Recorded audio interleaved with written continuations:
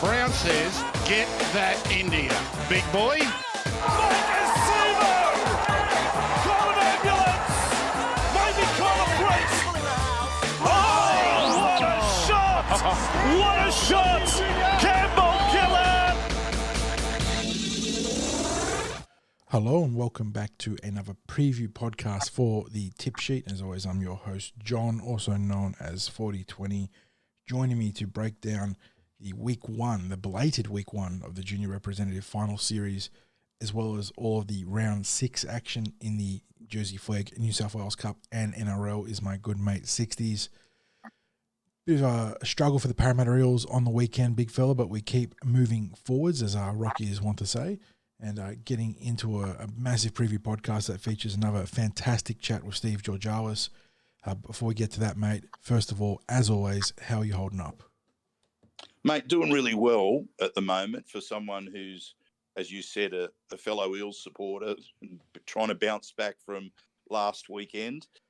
However, look, that chat with Steve Georgallis, really enjoyed that, mate. I know you did as well, and I'm really looking forward to people being able to listen as Steve not only previews the Junior Rep Final Series, but also gives us a few interesting coaching insights. And what's really good is Steve's quite a straight shooter. And, you know, when we hit him with some questions on the fly about, you know, what happens with this or that with coaching, it was great to be able to get the insights that he provided. So I'm really looking forward to people being able to listen to this podcast and then maybe give us a bit of feedback on what they think. Yeah, well said, mate. As always, the chats with Steve are fantastic, and he's real frank and honest in his replies, isn't he? Like what you see is what you get with Steve, and it's a fantastic mannerism to have when you're having a chat about the Junior Rep. So really appreciative of him, and we're going to get into that shortly. Before we do, and before we get into the preview 60s, you got a bit of a word you want to talk about in terms of site conduct in the wake of Parramatta struggles recently. Yeah, look, just a little bit of advice for our readers and the people that take the time to reply to our posts, which we always appreciate. There's obviously been an element of discontent, an element of little bit of disappointment. Certainly there's some anger out there about the last couple of weeks, but specifically last week, and people, as is their want at this time, and you can understand it, are pointing fingers, you know, who's to blame for all of this happening. And that's fine. Criticism about jobs that are done, that's well within your rights to offer an opinion, as long as you try to be as valid as you can with that. But where we have to draw the line is where the comments start to get a little bit personal. Now, be very clear with this. If you start to become really colourful in how you describe what a person is like, or what a person's knowledge is, or any of that sort of thing, and it goes towards like name calling or that sort of thing, you might think that it's mild, but us as a website, we have to draw a line. And it's one of those things where if you allow this, then where do you draw the line? So for us, as soon as you just start to delve into the personal, I'll delete whatever's personal. Secondly, if I feel that your entire comment is personal, it will go. And people, if you are repeat offenders of making personal comments, and we don't like to go down this path, but we end up putting a block on IP addresses. Now, we've rarely ever had to do that. Thankfully, our readers, the people who bothered to reply, are really top-notch people.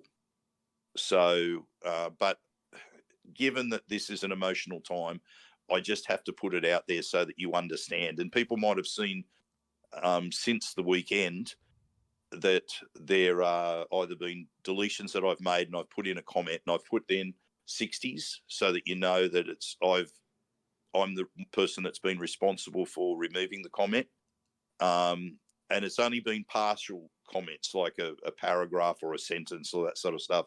I've tried to leave in the gist of what people's opinions are, but I don't want to have to keep doing that.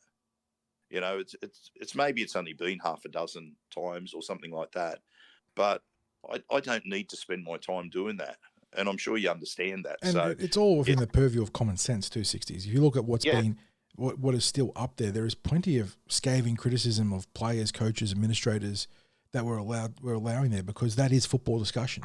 If you're talking within a critical paradigm here, and you're being constructive, and even if there is frustrations in that construction, we're going to allow that discussion. But the moment you get personal, the moment you start going after players, coaches, and staff on a ad hominem level, we're going to delete it, and you're going to get banned. Like that. That's it. Like, Yeah, don't be assholes. Is all we're asking of not the 99% of you who we know operate with common sense and with decency, but for the 1%, just take a second to think when you post that comment that's going to be calling, whether it's a player or a coach a dickhead, and just stop and go back and have a think about how you want to construct it. Yeah, and that's and look, people have probably seen there's plenty of responses to the posts that are up there at the moment. Responses to the blog. It's been big numbers that have been visiting TCT this week, and it's one of those interesting times, isn't it? That sometimes losses are provocative, mate. They get the people going. Losses are provocative, and our site visits can spike during the worst of times as much as they spike during really good times. So it's interesting. Like places, you can understand why media go for clickbait with negative stories, that sort of thing, because it attracts a lot of emotion and a lot of reaction and people wanting to voice their opinions. Agitation, yeah. Yeah, I mean, we don't want bad times because, like you, we're real supporters. We're passionate about our team, and we'd much rather that the scoreline was reversed on Sunday and that we were reporting on the Eels giving the Raiders a shellacking. It didn't work out that way, and no doubt the players are hurting and the staff are hurting and all that sort of stuff. And I'm sure our listeners, our readers understand that, but we also understand the passion that you have, because anyone that listened to our instant reaction will know how devastated we were feeling about the loss. And we've done our own share of, like, what's wrong commentary, what's happening, what do we need to fix. But yeah, let's just not cross any lines. And I think there was quite a bit of balance in Shelley's column, and I know that people disagree with her sentiment about you keep turning up as supporters, because that's the way that we can do our bit to help the team to return to winning. And there are people that at the moment who believe that not turning up or voicing, and that is a good way of voicing our disapproval of things, that's the way to get the message through. I guess it's whatever you want as a supporter. For me, I think the two aren't mutually exclusive. I think you can be turning up to the games and offering every bit of support that you want, but still voicing your opinion on all the many forums that you have to be able to express your opinion as a supporter, or contacting the club, whatever it is that you want to do. But when it comes to game day, I reckon the worst possible thing that can ever be done to turn the form around is to not be there and to have the team play in front of empty stands, because I don't think that sends a great message about us as a supporter group. But that's just my opinion, and I see that it's totally valid that people would disagree with me. But mate, we need to move on with this podcast, because first we got some sponsors to thank, And as always, look, we literally couldn't do what we do without our sponsors, which is Star Partners Real Estate, Auburn, Narellan and Parramatta, Big Swing Golf at Northmead. And of course, when it comes to coverage of the junior reps, that's Parramatta Leagues Club, the home of the Eels, the place where we'll be on Saturday night after the match with our instant reaction podcast live in the club. So we hope to see you there.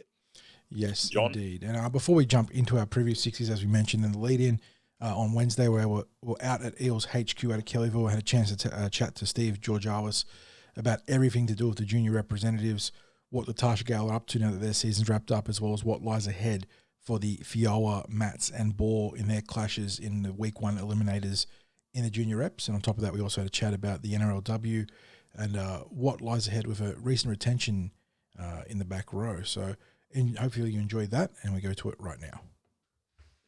It's the business end of the season in junior reps, with finals commencing this weekend. So as we preview the Eels' appearance in 3 grades, we're privileged to be able to share the insights of Parramatta's Elite Pathways Coaching Director, Steve Georgallis. Steve, good to see you again, and thanks for joining us. You're welcome. Hope things are all good with you too. Always, mate, always.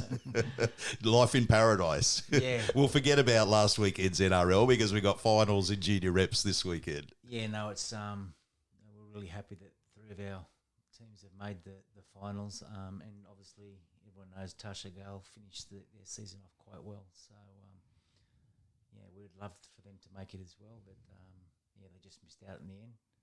But yeah, it's been great, and we're hoping in the finals that they all put their best foot forward and play their best football. Well, we're confident that they will. And you mentioned that the senior, the Tasha Gale team has didn't quite finish this year in the finals, but they did finish impressively with 3 strong wins. What's your take on their performance of the season, and is there a plan that some of them might transition into the Harvey Norman squad?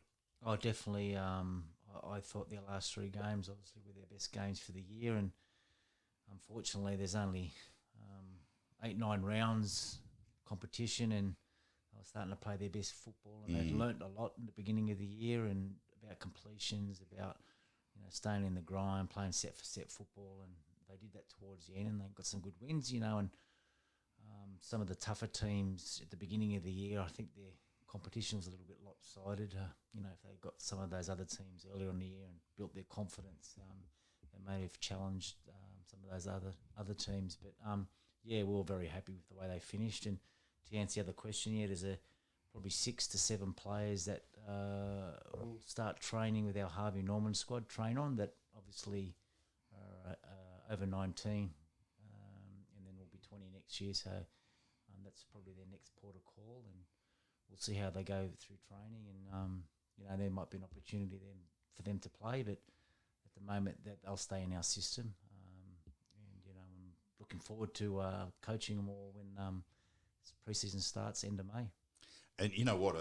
Just thinking about it, that it's so good now that the Eels have a Harvey Norman team, because that gap between finishing Tasha Gale and being considered for NRLW. I mean, obviously there'd be girls that would be earmarked for NRLW and maybe having developments type squad, places. But having that Harvey Norman team really does extend that pathway, doesn't it?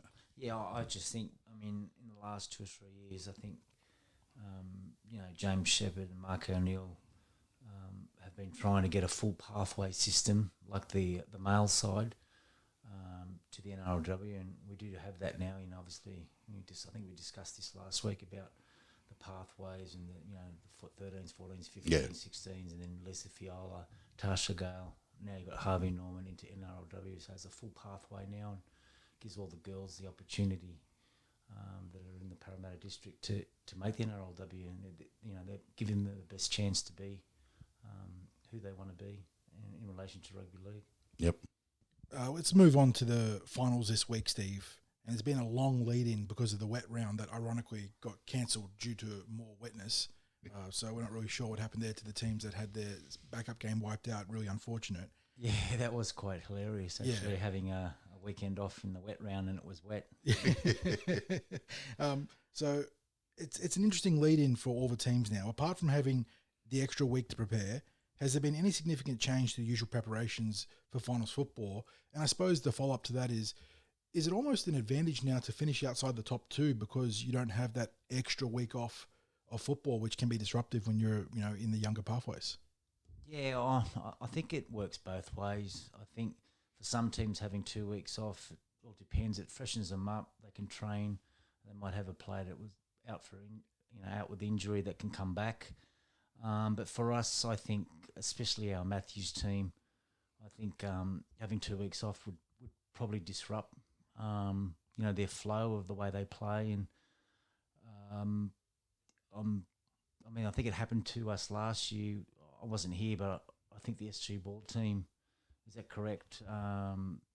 Finished in that bottom of the six. I think they finished third or fourth. I'm not too sure where they finished, but I was told that they went straight through. Yeah, they came from the bottom, 2 games bottom from bracket. the bottom, Yep. and made the final and won it. So I mean, it can be done. You don't have to finish in the top 2, but as long as you finish, in the top 6, it's a different competition. Everyone says it, but I think having the week off can work both ways. But for us, I think, especially with the Matthews team, I think having that flow of football is probably more a benefit to them than not playing in 2 weeks. Does the extra week mean more film or just more training? Is there a different balance of the approach? Yeah, there's different balance, but I mean, we talked about the wet weather before. We've been very lucky that we've still been able to train. So with the training, usually it's Tuesday, Wednesday, Friday,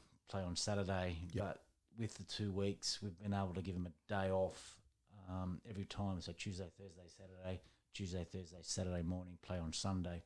So their preparation, and their time off and their recovery, and so we can get a little bit more work into the players has been good for us.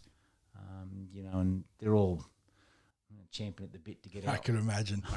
On the weekend and play, and I suppose especially the SG Ball team. I think Coach Mitch Lewis was at Canterbury last year, so it's a bit of a grudge match. And, and obviously the players, they really love Mitch, and they're ready to fire. Well, just on the Harold Matts team, they finished undefeated, but only qualified in third place, and that was really a quirk of the draw that you could have a whole conversation about there. But instead, let's talk about the match itself. They take on the Warriors on Sunday, having beaten them 34-6 way back in round 1. That scoreline we thought wasn't indicative of the Warriors' effort that day. So what are we expecting from them this time round? Well, the Warriors are going to be a different team.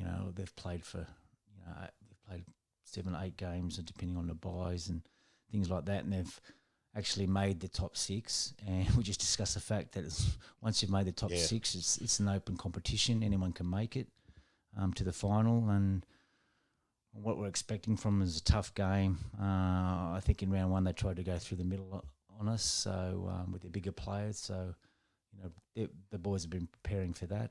And obviously, I think in round 9, we had that draw with West, and we were poor with our kicking game and our end sets. So we've done a lot of work on that this week. Just kick to corners, play set for set. And with the Matthews team, if they play set for set football, and get into the grind, they usually win their games quite convincingly. Score the points late, but we're expecting a tough game from the Warriors. A very physical game. Yep. And we've prepared for that. And I guess a lot of respect for the Warriors because, as you said, they've been able to build into the season, but they've been flying over to Australia for every game and playing their games on a Sunday and then flying back home. So playing this Sunday keeps them in that routine.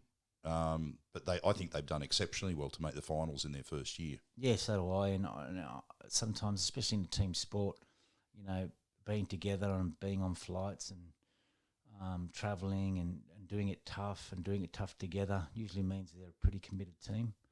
And if they're to get over our Matthews team, they'll have to be very committed. That brings us now to the Lisa Fiaola Cup, who narrowly missed out on a top 2 finish behind the Bulldogs and the Steelers, I believe, instead claiming third place at the end of the regulation season. They're taking on the 6th place Newcastle Knights, and this is going to be the first time these two teams meet this season. What strengths do we take into this match going against the Novocastrians? Yeah, it's interesting that you don't play everyone in your group, so they're a bit of an unknown, but predominantly Newcastle. They've got a very good pathway system over there as well, and they're in our old W teams. Obviously, won the competition the last few years, so they're going to be strong. They're going to be tough. With our girls, I just feel like in the last few weeks we haven't completed our sets. We haven't, although we've won those games that we've been in, we haven't played our best football. Oh no, they have played better earlier in the season, haven't they? Definitely, yeah. And I think that could be a bit to the draw. The lopsidedness of the draw, and I know they're looking forward. Their coach Christian's looking forward to playing the Knights, playing a tough game, and getting their girls ready the last few weeks for that game. And he's got his best team that he can pick, and there again, they're like the Matthews team. I feel they're a fitter team than most teams in the competition, so they get their fair share of the ball, and again play set for set football, limit their errors. Their errors are really costed in the last few weeks. It was 2 or 3 weeks ago, they were up 10-0 and error after error after error put the opposition back into the game. I think it was the Roosters. Central Coast Roosters, wasn't it? Yeah. And that allowed them to win, and unfortunately that put them in third position instead of first or second to have that weekend off. But I suppose they're a bit like the Matthews too. They probably need to play as well. That young 17 and 18-year-old girls age group where they need to play week in, week out football. So I'm hoping they put their best foot forward this week. But again, the Knights are an unknown. So, again, they've got to make sure that they're doing all the little things well. And you know what? From me as an observer, not someone who's in the coaching ranks or involved with the teams, when I look at how they play, without question, they play a positive brand of football. And sometimes I think that can lead to mistakes, where they get maybe a little bit ahead of themselves, chance their hand on occasions when they shouldn't. Is that something that, coaches will try to put a bit of a rein on about, look, know when something's on, when something's not on, and is it harder to do with younger players? Yeah, definitely. I don't think coaches, I don't, and I wouldn't want a coach to tell a player not to play football. But it's just when and where, as you alluded to. It's if you've made an error, do you want to back it up with another error, or do you want to get to your kick? Yeah. Or is there an opportunity? If it's 100% play, we want our girls to play that type of football. We want them to play footy, but there's when and where, and I think they're learning that, and I think they've learnt that in the last few weeks about how it can cost you a game or how it can cost you momentum. So we would never ever tell a player not to play football, but it's just about being a little bit smarter and knowing when to do it and when not to do it. If you made a break on the first tackle, are you going to throw the pass as a 50% play, or are you better off going to ground and scoring 3 tackles later? Yeah. That's all the stuff that they need to learn. Yeah. But it could be 30 seconds to go, and same thing could happen. It's first tackle, make a break. You're still got another 3 tackles. Are you going to throw the big pass or kick it to no one, or are you going to go to ground and hopefully score in the next 2 or 3 tackles? So yeah, they're learning. Yeah. But yeah, I would never ever tell a football player not to play football. It's just about when and where and being a bit smarter. Yep. Yeah, a bit of situational football there. The SG Ball also play at Leichardt this Sunday, but their opponent will be the Bulldogs, as you mentioned, with the grudge match there. The Bulldogs finished 4th, 1 place ahead of us on the ladder, and defeated the Eels by 32-16 back in round 5. They also won their last 5 games by big margins. I mean, likewise, we had a run of victories ourselves towards the end of the season, though that last match put us through a certain level of agony because it didn't look like it was going to be the outcome that we wanted right at the end. What do we need to improve to get the result this week? Well, I think we discussed the SG Ball team at the beginning of the year about momentum and field position and how they play football, and they never give up. Yeah. And it worked for them earlier in the year when they were behind 10, 12 points, and they came back and won games. And we saw that in the last game as well. But between those sort of two periods, they just come up with too many errors and put oppositions, and there was going to be an opposition or oppositional teams where they thought, right, we're in this game, we're just going to wait for Parramatta to make an error.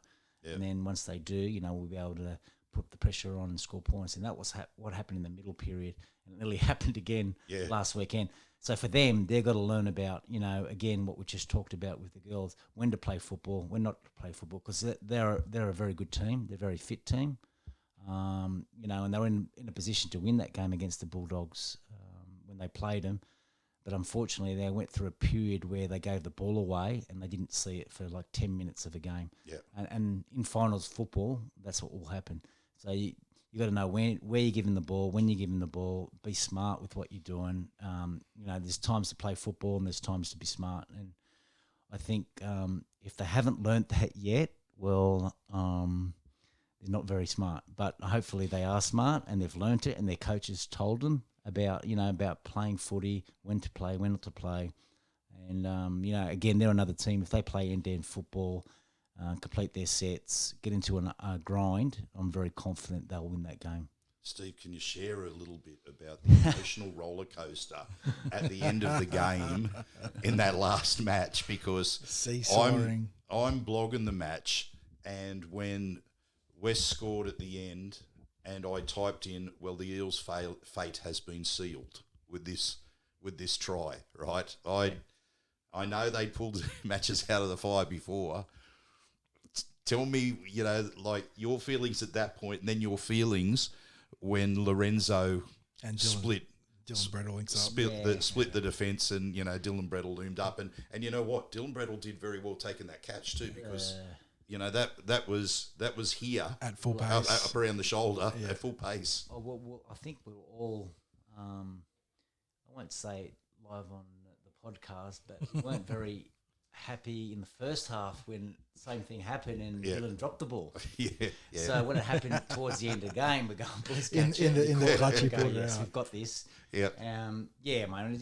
Rugby league is in them. But again, we were talking about the SG Ball team, and mate, they never give up, and they'll try to the end. Yeah. And I did look across to the coach, Mitch, who was behind the post, and he was, he was pretty depressed and sad, and then all of a sudden he was running around with his arms in the air and jumping up and down. So I think he was going through a bit more of an emotional ride than what I was, but it was never in doubt. You mentioned Mitch behind the posts, and this is something that we've picked up on in the years watching the Eels in the smaller facilities.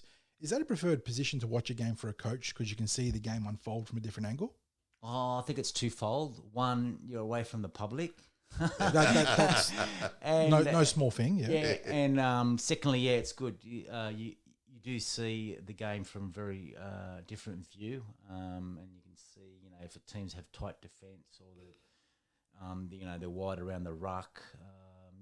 It's a good place to watch football, because from the side-on view, you don't actually get to see the ruck and see the defence the way the compression and the channels opening up. Yeah, it is a good place to watch it. But look, at the end of the day, coaching wise, you prepare your team, you send the odd message out, but it's an emotional ride, especially when you know that if you lose the game, you're out of the finals, and if you win, you're in the finals. So, and obviously their finals started a week earlier. Yeah, exactly. Yeah. It was winning in, and in a way, that game was almost a microcosm of their season, wasn't it?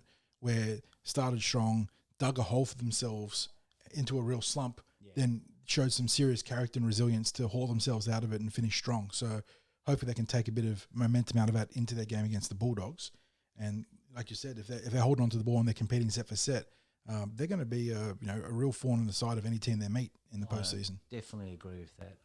I think out of the three teams that have made it, they to me are a danger to a lot of teams in that SG ball comp. Mm-hmm. Them making it, I'm pretty sure there's a few teams looking back hoping they didn't make it. Yep.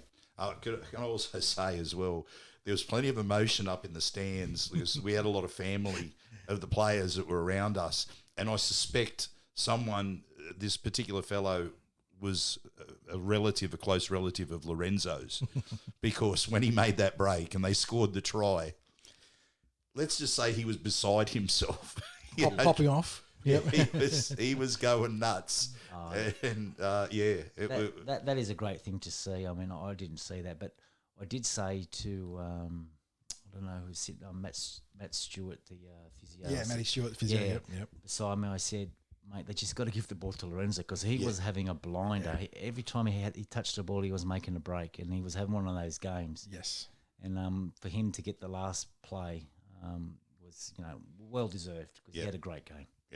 Yeah, it was on the back of a weekend where we bottled a few games, I think, so across the different grades. So it was nice to have the SG Paw lock in the win and in game. Let's go to the last place that we tend to, or the last port of call of our chats with you, Steve, where we go to the NRLW. And it feels like every instalment we've had a nice little bit of signing news to discuss with you. Most recently, young Boss Kapua inked a 3-year extension with the club.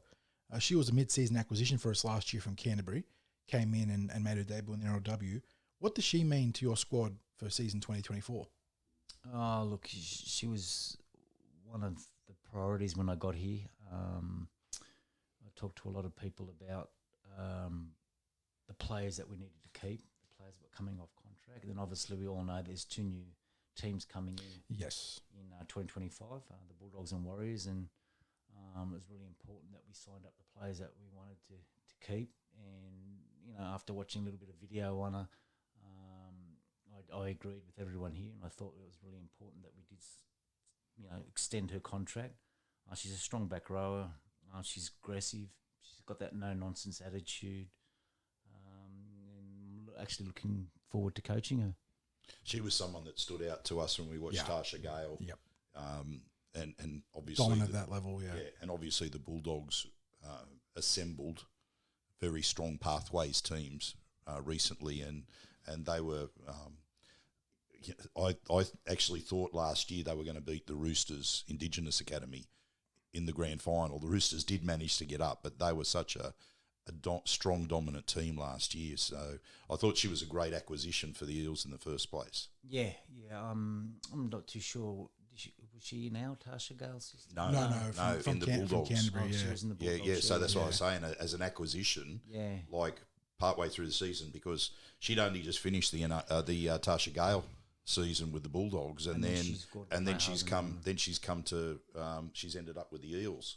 So a great acquisition last year. So and alongside Cassie Toihiku and Tyler Amiatu, a really good trio of young players that you've locked up and now have a chance to build around. I think it's important to lock up those young players. Yep.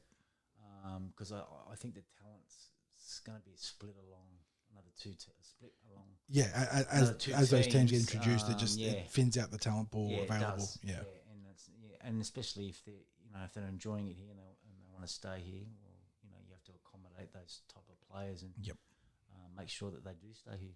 Thank goodness that with these recent expansions, that hasn't been a repeat of all players becoming free agents. Imagine if all contracts were null and void again. The absolute Wild West. Yeah. No, I'm happy Cassie's re-signed as well, and there's still a few more there that we, probably announce in the next 4 or 5 weeks. But it's coming along well. I'm looking forward to it. Again, I've got the pathways this weekend, and hopefully I'm there until the end of April, and then I can switch over to the women's game. But I'm really excited about the games at Leichardt Oval this weekend, the Saturday and the Sunday, and make sure all you Parramatta fans get out there and watch the male and female pathways.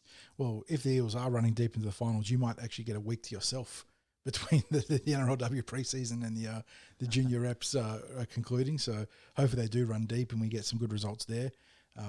wherever they do finish those 60s, we'll be looking forward to a little bit of a debrief chat with you, seeing how the Lisa Fiaola, Harold Matthews, and SG Ball wrap up their campaigns. But as always, we're really appreciative of you giving us your time, especially in the real ramp-up period now that it is, given that it's the finals and also the lead into the preseason for the NRLW. So, Steve, thank you for coming on the tip sheet, and we look forward to chatting to you again, mate. Thank you very much. It's great being on the show, and I look forward to talking to you at the end of April with 3 wins, eh? Yes, sir. Yes, sir. Cheers, Steve. No worries, bye. Yeah, massive thank you there to Steve for a fascinating, I suppose, fantastic chat about all things to do with the junior reps and some of those periphery questions that we sort of got into by way of just the conversation taking us there in terms of coaching 60s. Very, very good chat there. Oh, mate, it's, as I said, I actually found it one of the most enjoyable chats that we've had. Yeah, I mean, Steve, very, very passionate about football. You can tell, very experienced coach, and we're really keen to see what he can bring to the NRLW when their preseason starts in what is it? End of we're in April now, so I think it starts in May thereabouts. They start their work there. So by the time we get our next chat with him in the wrap up of the junior reps, we're probably going to have a nice little way of touching base of how the NRLW are tracking heading into their preseason. So really looking forward to that. Another thing we're really looking forward to is the action on the weekend, starting out at Leichardt Oval on Saturday, 1:30 p.m. So technically you can get there, watch this one, and catch a helicopter to the Parramatta Stadium to watch the New South Wales Cup if you want. Do the old Dave Warner. Unfortunately, these schedule clashes are the bane of anyone that likes to follow the junior reps and the senior football. But in this case, the Lisa Fiaola, they're taking on the Newcastle Knights. You can catch this one, though, live online on New South Wales Rugby League TV, which is what we're going to be doing, I think, 60s in this case. So we're not going to miss the action. Our Lisa Fiaola girls just missing the top 2, just are missing that cutoff there. So they're coming in as the top seed in week 1 of the finals, taking on the 6th-placed Newcastle Knights. So 3v6. Eels look like this. At fullback, it's Logan Lamusu. On one wing, I think it's the left edge, I believe, is the absolute flyer in Nikita Air. On the other flank, you got Freedom Crichton Rapati. In the centres, you got Essence Arlaw in the 4 and Mitzi Cairns in the 23. Halves are Sharon Latapu and Aliyah Sufan. Front row, Ashaya Tokalich and Fontaine Tafua. Fontaine's been outstanding this season, playing both lock and prop forward. At dummy half, it's the electric Bowie Ma Chong. Back rows have been industrious throughout this season. Layla Kewick and Danielle Seckold on the edges in this case. Kylia Gray, who has earned her way into the starting team later in the season after coming off the bench. She starts at lock forward. The interchange, Anika Penatani, Leonia Vey, another outstanding member of that middle rotation, Mere Sivo and Aaliyah Scrivens. The 2 reserves, Evelyn Kuendu and Sienna Bonello. 60s, I know we spoke about it with Steve. A lot of talent in this Lisa Fiaola team. And if they hold on to the ball, they're going to be hard to beat on Saturday.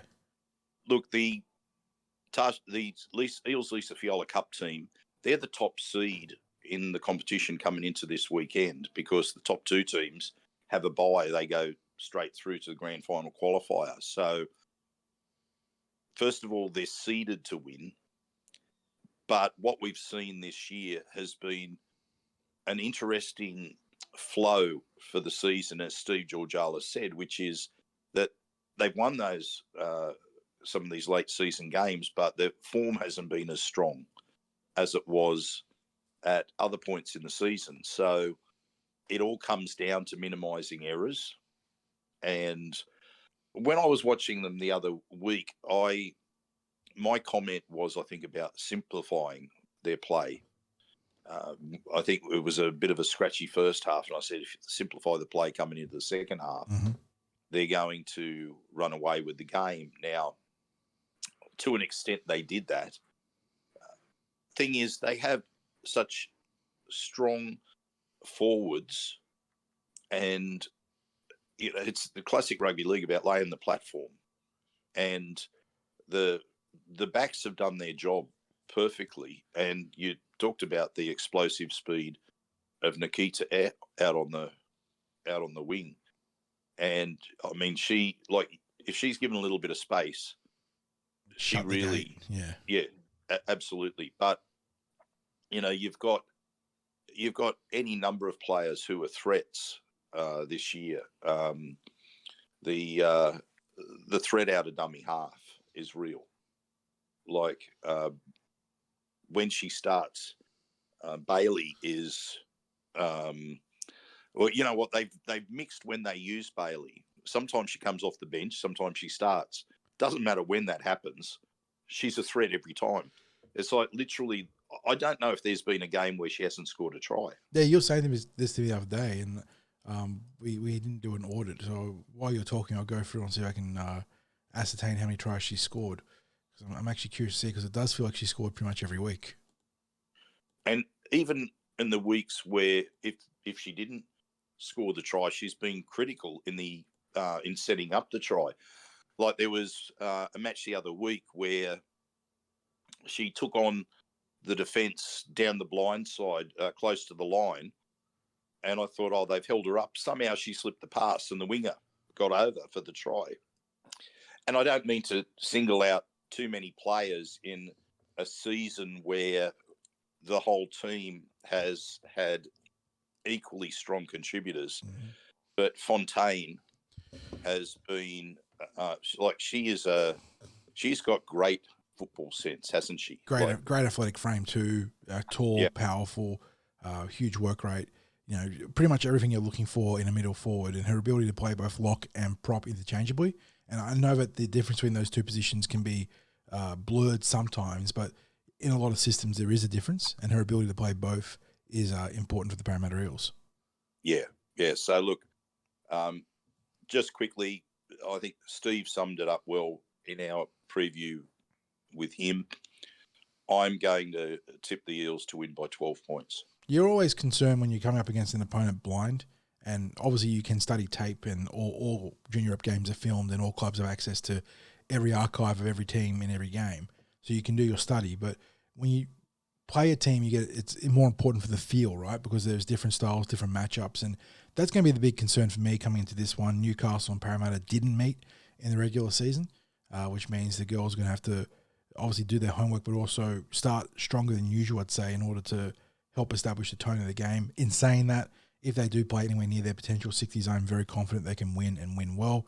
I know Newcastle have a good team, obviously, by making the finals, but the Eels have a very well-balanced team, dynamic playmakers in the back line, some serious wrecking balls in the forwards, and if they hold on to the ball, that's just going to be, it's that simple. Hold on to the ball, and I think you win. So I'm going to tip a Parramatta win as well. Again, you can catch this one live on New South Wales Rugby League TV, or catch it out at Leichardt in person, 1:30 p.m. kickoff, which brings us to Sunday. So we're going to jump forwards in chronological order here and go to 10 o'clock a.m. at the same venue, Leichardt Oval, and time is a flat circle, 60s, because the Eels, starting the finals the way they started the regular season by taking on the New Zealand Warriors.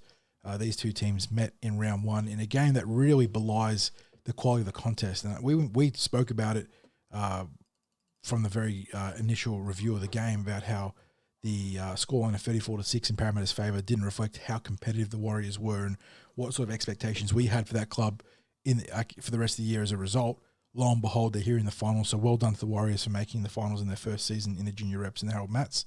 And for the Eels, they're back to what looks to be full strength, which is a huge boost for them after the extra week off due to that, as we spoke about with Steve, that comically abandoned wet round as wet weather played havoc with the Sydney Fields in the last week. But for the Eels, they look like this. At fullback, the dynamic Cyrus Bloomfield, Josiah Tua'u, and Orima Rokasuka are on the wings. Anders Johansson and Nathan Howlett in the centres. Talon Rosati and Lincoln Fletcher, the 6 and 7, as they have been for the vast majority of the season. I think that Talon got a rest late in the season. Otherwise, that pair has been together for the remainder of the games. Front row, you got Natutu Tessina Leota starting with Ryder Talangi. Ezra Leota, who, as we said before, we believe is Natutu's brother there, starting at dummy half. He's had a fantastic season, as has Ryder. In the back row, Samuel Polly and Michael Nauer have been fantastic, been huge work rate, huge explosive contributors. And then bring it all together at lock forward is the reliable Mason Ong. On the interchange, Wesley Picodi, Kasinga Noah, Ocean Vivella, huge inclusion there, 60s. He, I think it was a little bit banged up at the end of the season. Getting the extra week off of that wet round has been massive. And rounding out their rotation, Sanjay Ulukini. Billy Fanene is the reserve in case something goes wrong in terms of concussions. And yeah, they're taking on the Warriors, 10 o'clock a.m. Again, you can catch this one online, New South Wales Rugby League TV, or join us live on TCT for the updates and join the conversation there. I think you summed it up well, talking about what we thought of the Warriors in that first round. The scoreline, as you said, belied the performance of the Warriors, and I think we even might have suggested that they would push for finals. I believe our conversation was that if they play to that level, they're going to be thereabouts at the end of the season, and here we are. They've managed, and bearing in mind that in previous years, the junior reps, sometimes, and back when it was a top 8, but this is now a top 6, that the field was narrow, and there were 12, 13 teams, and making a top 8 wasn't, as competitive as it was. This is a top 6 in a 17-team competition. So they've beaten out the Sea Eagles, Knights, Panthers, Central Coast Roosters, Rabbitohs, Storm, Steelers, Raiders, Dragons, Bears, and Tigers. So there's some fertile junior development grounds in there. And in their first season, in junior reps. Now, admittedly, they may well have this massive catchment that they're drawing from, but what they've actually had to do is to come together as a team, get used to travelling, like flying over every week, not every second week, every week for their matches, playing those matches on a Sunday and then flying home. And we're talking about 16 and 17-year-olds doing this. So, there's talk about how travel impacts NRL teams. Well, this is about as extreme as you'd get on a regular basis for, albeit in a shorter season, but it's been for the Warriors teams like 8-9 weeks of flying in the regular season. Now they're into the finals in the Harold Matts. Look, they certainly tried to play a power game, as we talked about with Steve in that first round. What we know about the Eels Harold Matts team is that it's a very well-balanced team, as we discussed. The forwards are, first of all, an absolute strength. You spoke about the middle forwards, and they've overpowered just about every opponent this year. I'm struggling to think of any opponent that's got the better of them. We have to remember that they're undefeated, and the only reason they finished third was that they had draws against both the teams that finished first and second, and those teams that finished first and second didn't play each other. So, unless they ended up with a draw themselves, which would have been insane if they had played each other. Just imagine. But they. And it's also fair to say that in those games that the Eels had the chance to win both of those games. Yeah, without a doubt. There's quite a few people who are in their first year of Harold Matts who are eligible as well for next year. I think we've got something like 6 or 7 players in that squad that are only 16 this year. Some core players there as well, so they're going to be a huge part of the 2025 campaign. But right now, they've got a chance to make a serious push for the title this year. Yeah, look, like you, I think Ocean Vivelas are huge on the bench there, and that's and coming in, especially when you've got Ryder Talangi and Leota at the props, and then you've got Mason Ong at lock. I mean, little wonder that they've been overpowering their opponents through the middle, but what about the edge players? Yeah, when you talk about those junior eligible players, I believe Polly and Noah are both in their first year of their 2-year tenure in the Mats, and they've been fantastic. Yes. Polly is a real attention to detail guy on that right edge. Terrific kick chase, huge work rate, great impact, and he creates a lot of opportunities on the back of his efforts, and that's something you love to see from a back row, because that is one of the things where you can dominate a game. He looks one of the best NRL players in that regard, and they're huge guys on kick chase, on the defensive assignments, and Polly's been very good like that. And on the flip side, that Michael Nower also, fantastic attention to detail, but he's a big, powerful runner of the ball down that left edge, and they bring contrasting styles to the game, but they've both been such huge contributors to the team.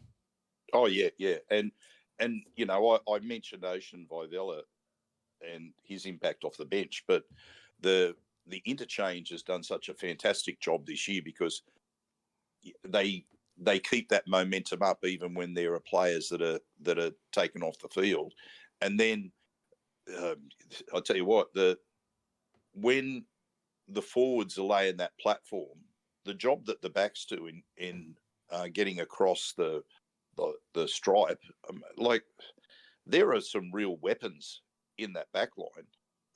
You know, the obvious one, like is Cyrus Bloomfield, because Cyrus doesn't. I mean, if he's given any room, I remember there was a set play that was earlier in the year off a scrum. Well, against the Warriors, I'm pretty certain he just off a Mate, scrum. I think you're right. I think it was the first game of the year. Running towards the hill that goes to the cricket field, and he just put his foot down. Yeah. It was.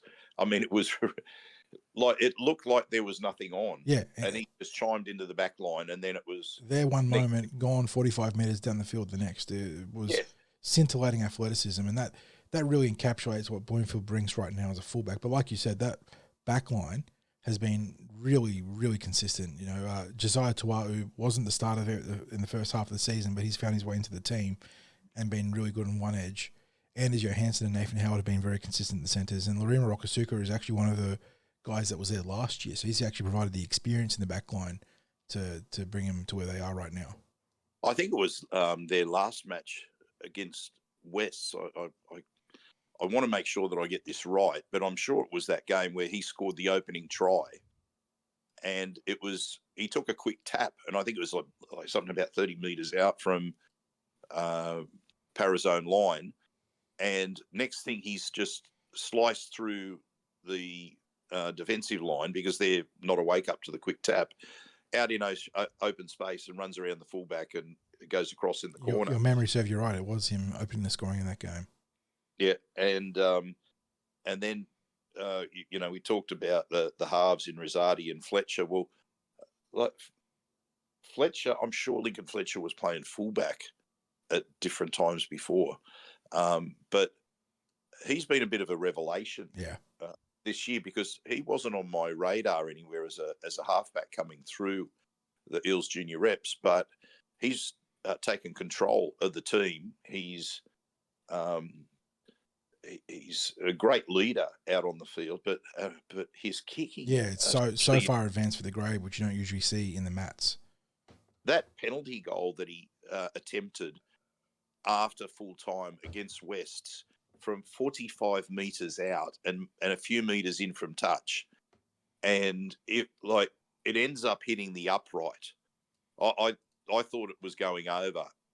It's always hard to tell from the stands, but you look at the positioning of the touch judges, and they're moving in ready to lift the flags up, and it's hit the upright, the left upright as you'd be looking at it as the kicker, and it would have been the biggest kick that I'd ever seen in that age group in all the years of going and watching junior reps, and I reckon there might be people hard pressed to come up with a bigger kick than that. Unfortunately, it did hit the post, but you have to remember, like, this is the upper age limit for Harold Matz is 17, so this 17-year-old has struck a kick like that from that distance.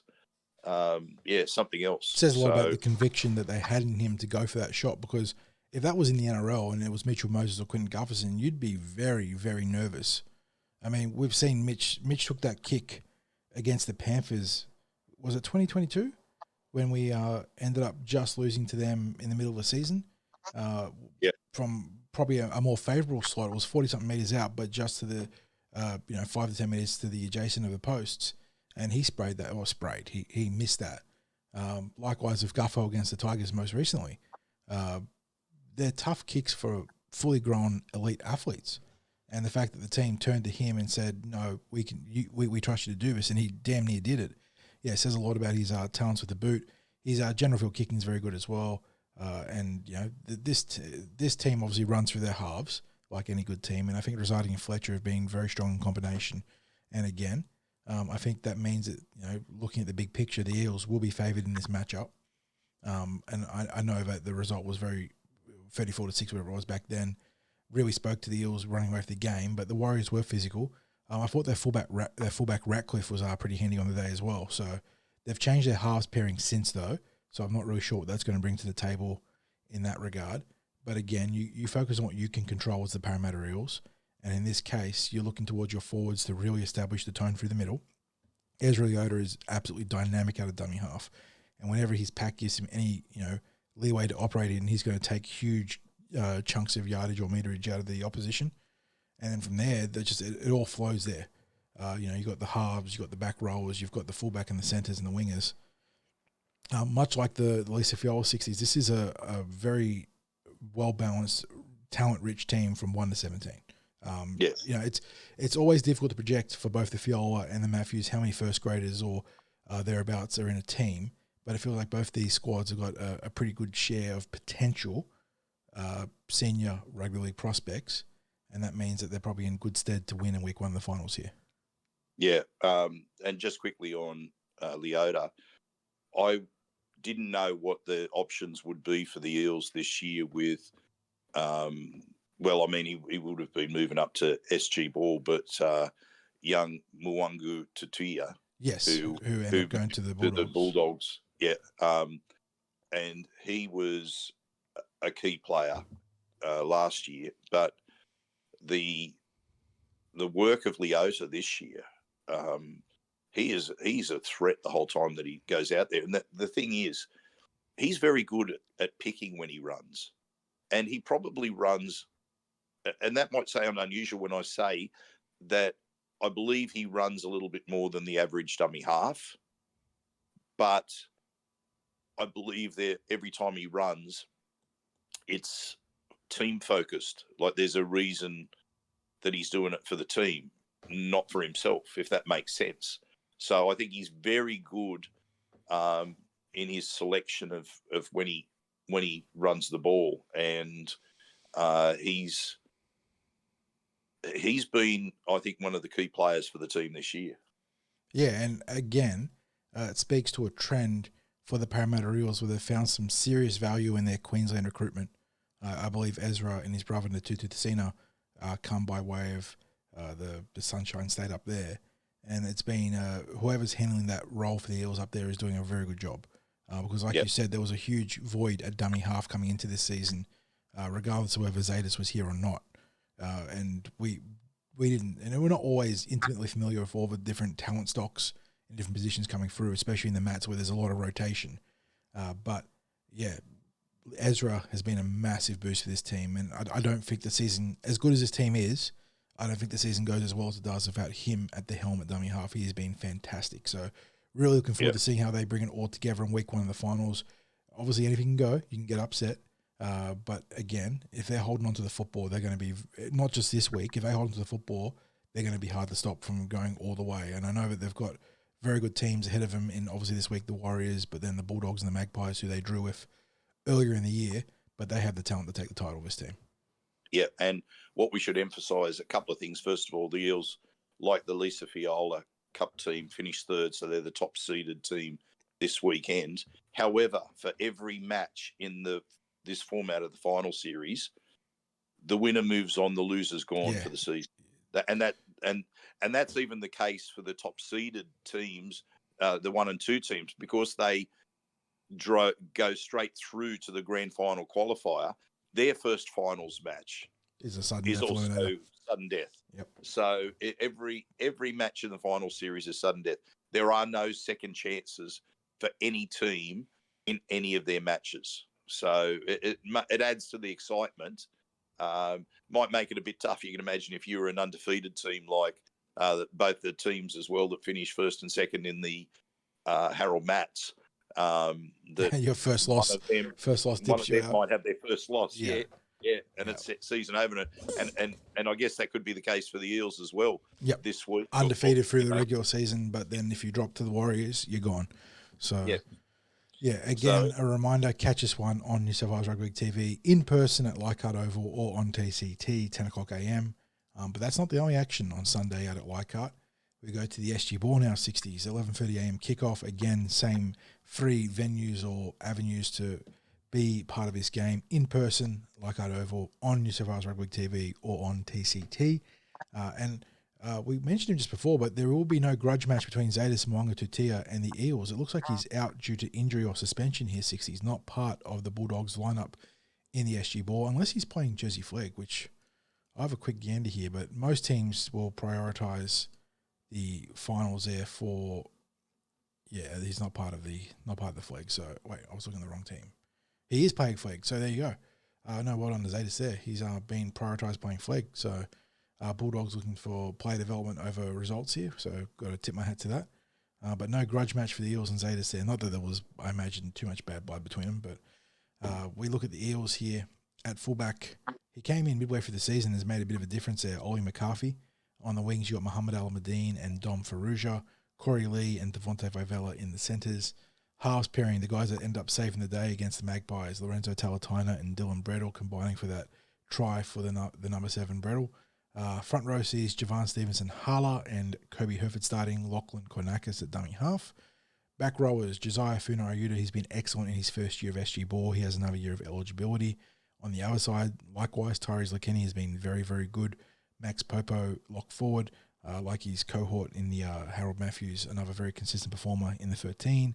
On the interchange, you've got Tyson Sangalang, Sebastian Piokala, Jai Camilleri, who will be the reserve dummy or backup dummy half, and then Elijah Shane Tapa'u, who is another Queensland recruit for the Eels and has found his way into the team in the back half of the season, a bit like Ollie McCarthy. The 2 reserves, Mark Williams and Dakota Kokoi, and they're taking on the Bulldogs, who they met earlier this season, if I'm not mistaken, 60s, and end up going down 30-something to 16, I believe. I think 32 to 16. 32 to 16, and a game where they were definitely in the contest, but couldn't close the deal, and that was in the midst of their little slide, I believe.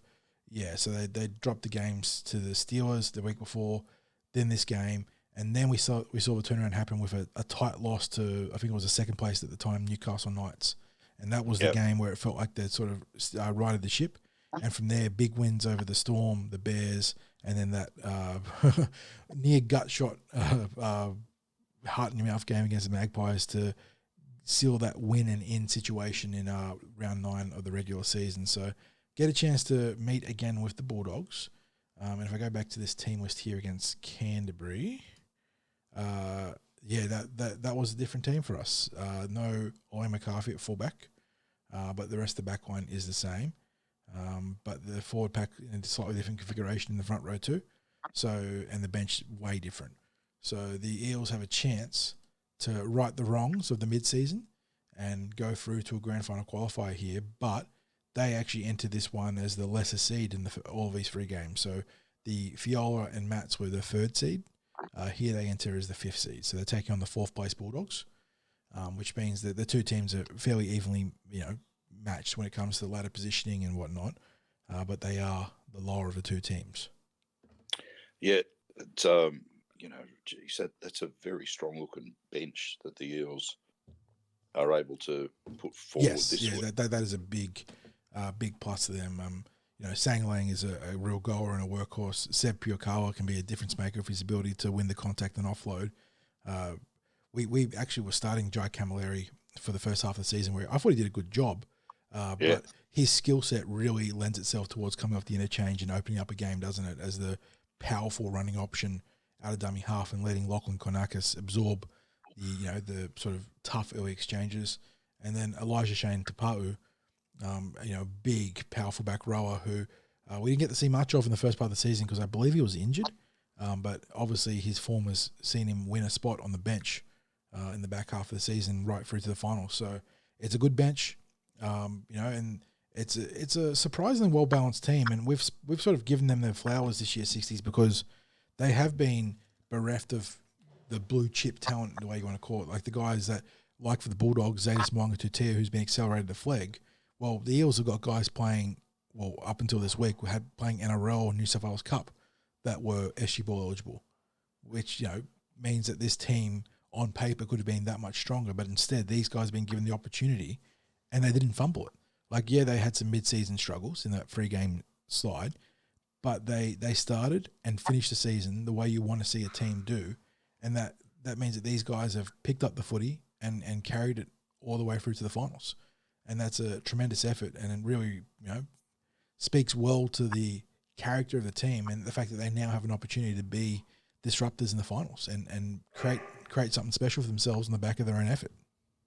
Yeah, we spoke to Steve about the attitude of the team, that never say die attitude that they have out there on the field. Now, much like Steve talked about with the other teams, making sure that you minimise errors and complete sets has to be a priority for the team.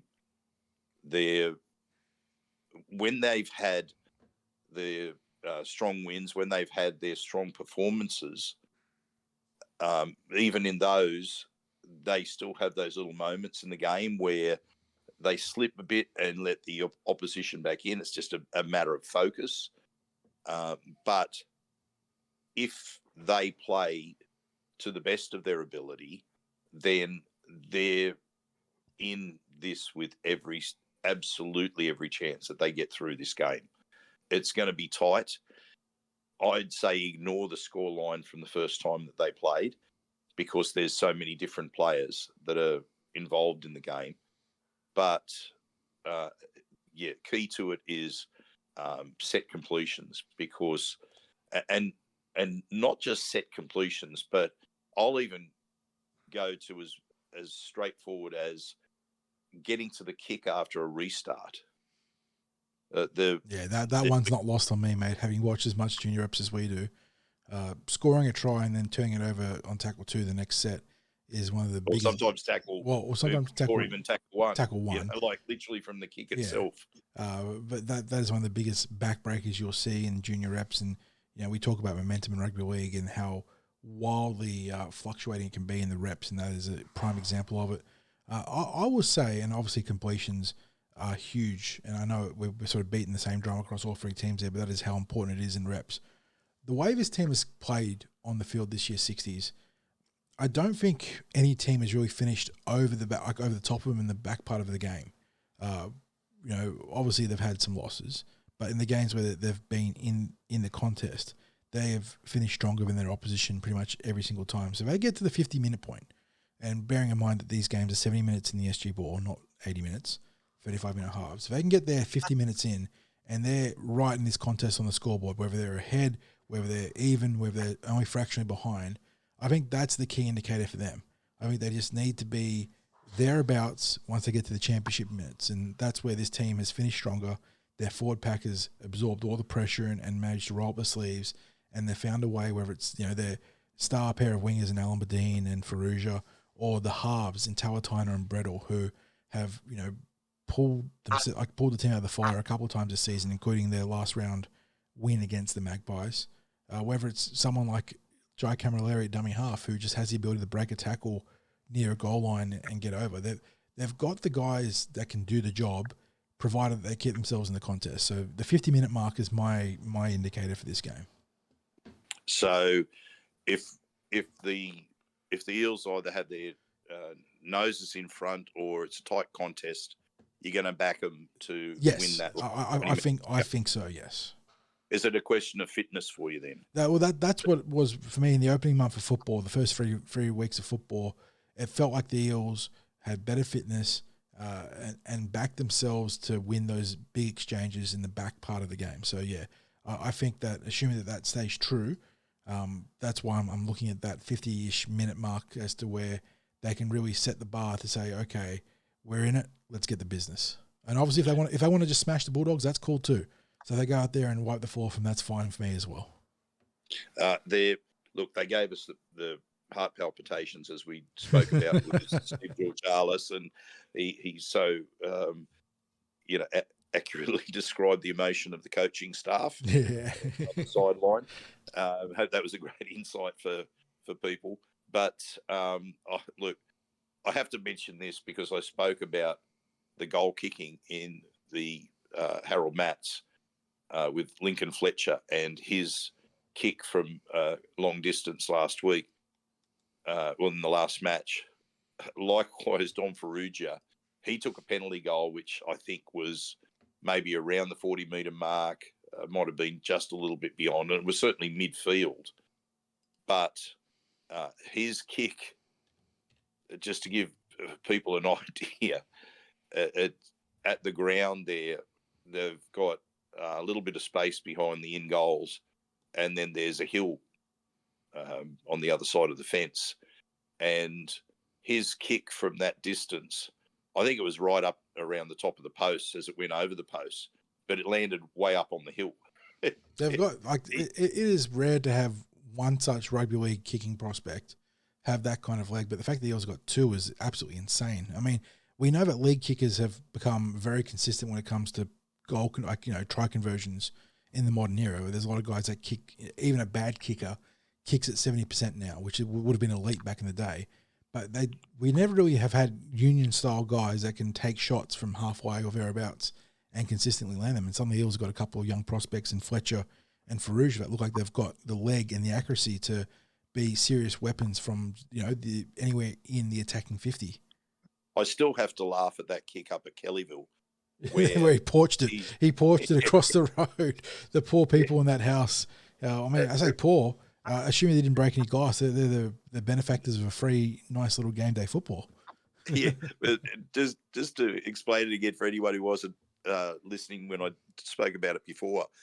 So they're on the top field at Kellyville, and if anyone's not familiar with the setup there, there's like a little bit of, I guess you'd say, small park area that's directly behind the fence at the end of the field where he was kicking. So first of all, there's a reasonably high fence behind the posts.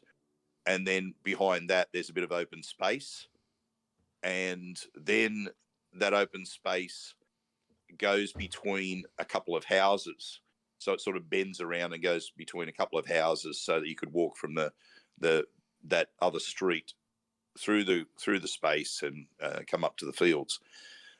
There's houses on both sides of that street. Now, if there was a house that was there where that open space is, there would have been space, a house with its yard.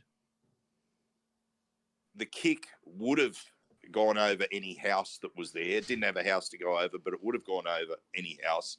It's then gone to the house across the road, landed on the front, on the veranda of the second floor of the house, and then rattled as it sort of bounced between the windows and the fencing of the top floor veranda, and it stayed there. So like, wasn't as if the ball boys or anyone could go after and retrieve the football. It was their top floor of a house, right across the road. It was quite some kick. It was. I mean, it was. I think Dom had a bit of a laugh and a smirk as he come running back after kicking the ball. But that was quite a sight. So couple of big strikers of the football in both of the Eels junior rep teams. So, mate, what's your tip on this? This is, I think the Eels are pretty firm favourites in both the Fiaola and the Matthews. Not to say they can't be beaten. We know that to get the finals, you're taking on good opposition. This definitely feels like it's more of a coin toss game. Canterbury love to play Parramatta, likewise in reverse. The games are always physical, full of grubby rubbish as well, a bit of flare-ups every now and then too. There's plenty of emotion in these matches. So it is tough to get a beat on this. Of course, I'm going to tip the Eels with the heart.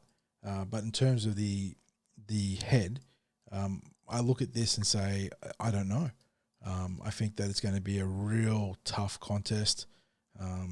And like I said, getting to that 50-minute mark and having your nose in the contest and being within either a head or in touching distance, I will back the Eels, but it's going to be contingent on that benchmark. And there is a chance that the Bulldogs can run away with this one. They've got a good team. But likewise, the Eels, they're not to be underestimated, and they could win this game before the 50-minute mark too. So I'm going to tip Parramatta. I think it's going to be a close one, though. Yeah, I think it comes down to how Parramatta start this game. I want them to be controlling the game throughout. I don't want them to be coming from behind. I don't want them to be close and in the contest towards the end, I want them actually with a little bit of a break in points. Well, now you're just being greedy, mate. You're just being greedy. Come on. I am being greedy, and that in no way says that I feel the opposite to you in how they would finish a game. I just think they're going to play their best football from in front this week. And I know they've produced in coming from behind in the past, but in this finals match, because of how the Bulldogs play, I'd much rather us see having our noses in front, or maybe a bit more than our nose in front throughout the match. And again, I want to emphasise, I'm not doubting what about the Eels being able to hold on to a lead or anything like that. I just think we're going to play our best football from in front this week. So I'll go a 1-12 margin victory to the Eels in this. Nice. And as I mentioned earlier, catch this game in person, Leichardt Oval, 11:30 a.m, or online, New South Wales Rugby League TV, and of course at TCT, where you can join the discussion as we blog the game. All right, that wraps up the Junior Reps Week 1 finals, belatedly. They should have been playing last week, obviously, but with that wet weather delay, they're now here. Let's move on to the senior branch of the preview 60s. And again, unfortunately, we have a clash of time between the flag and the New South Wales Cup, which means we are not going to be on hand to see the Jersey flag in action out at New Era Stadium as they take on the Melbourne Storm at 3:00 p.m. on Saturday. Eels still hunting for that first win this season, although they made a fair fist of it against the table-topping undefeated Canberra Raiders. Unlucky to just fall short there. So it looks like they're actually building a little bit there, which is good to see. Hopefully that win comes this week against the Storm. And did we end up I'm looking at New South Wales Rugby League TV, and we still got TBAs on that team list. Do we have a Jersey Flag team list? We do not have a Jersey Flag team list on the main website. All right, so we're going to go with a bit of a stuff that we'll do it live thing here. We got the Eels looking like this as named on New South Wales Rugby League TV. Fullback is Arpa Tweedle. On the wing, Zachary Hunter and Charlie Sorovi on the other side. One centre is TBA. The other centre is Dom Lestradis, who continues to do a job for the Eels in the three-quarter line there, despite his specialty as a back rower. Halves, Riley Smith continues to show his ability to play a couple of important positions 60s after playing the first part of the season at dummy half. He continues to reprise his role in the number 6. We've got to change at the 7, though, with Mitchell Chester coming to the team. No Joshua Lynn this week. Now, given that Lynn was suspended, he was suspended. There you go. Because given that he was, by reports, a big part of that game against the Raiders, and then named as the reserve player for New South Wales Cup, it had to be injury or suspension. There you go. So I'm not sure what the nature of the suspension is, 60s, but he's out for the week, which takes. Yeah, I've got in mind what it is, but I don't want to. If I've recalled it wrong, I was informed what it is, but if I could recall it wrong, I don't want to be misleading. Yeah. So regardless, Lynn is out for the week. Chester in, which takes us at least maybe. At least, okay. So I don't know. Yeah, I don't know whether it might be 2 weeks. If he's not there next week, we'll obviously have that clue now. Then, but in the front row, Big Sam Tuivasa in the number 8. Lachlan Mears Crab comes from the interchange to the start in number 10. Yaya Ayachi will be the dummy half in the 9. On the edges, you got Will Lewis and Michael Abdo, who returns to his preferred position in the back row after playing in the centres. Maybe he turns out in the centres this week, given that there's no one named and they put someone else on the edge there. Have to wait and see.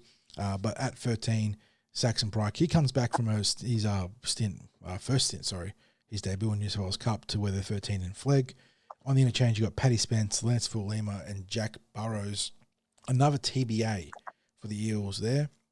Damien Nati, who we saw a little bit last year, 60s, he can play halfback. He is the reserve right now.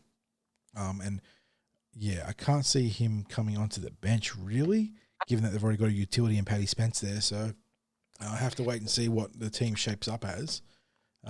But yeah, if you have to say, if they can replicate what they did against Canberra, and obviously no Joshua Lynn is going to be a handicap in that regard, but they're going to be very competitive for the Melbourne Storm, maybe too good. Well, mate, hopefully.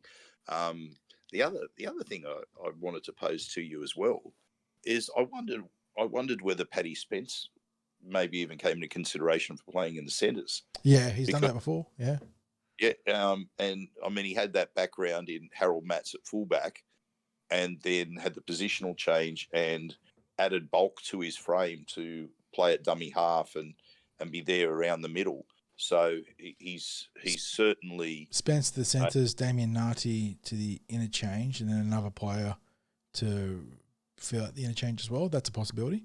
Well, I've got no idea if that's the direction that they go. I'm just looking at the fact that backline players are a scarcity, and I was looking at someone who's has a background in playing in the backline through his junior days about whether if they're prepared to play a back rower out at centre, whether they be prepared to play someone who was a fullback. But not only that, when he was put onto the interchange, we saw that game where he came on and played at centre and actually scored like a 70-80 metre try. When was it? Last year? Was it last year? I think it was last year. Yeah, last year at Kellyville, right?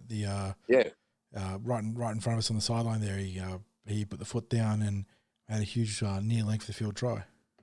Yeah. So anyway, I mean, it's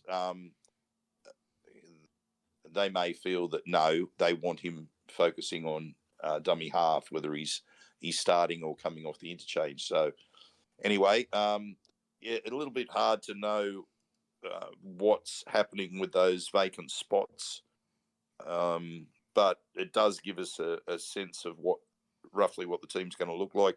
Really encouraging that result last week, although there was the feedback that we got about the match was still too many errors, penalties, never really controlling the game.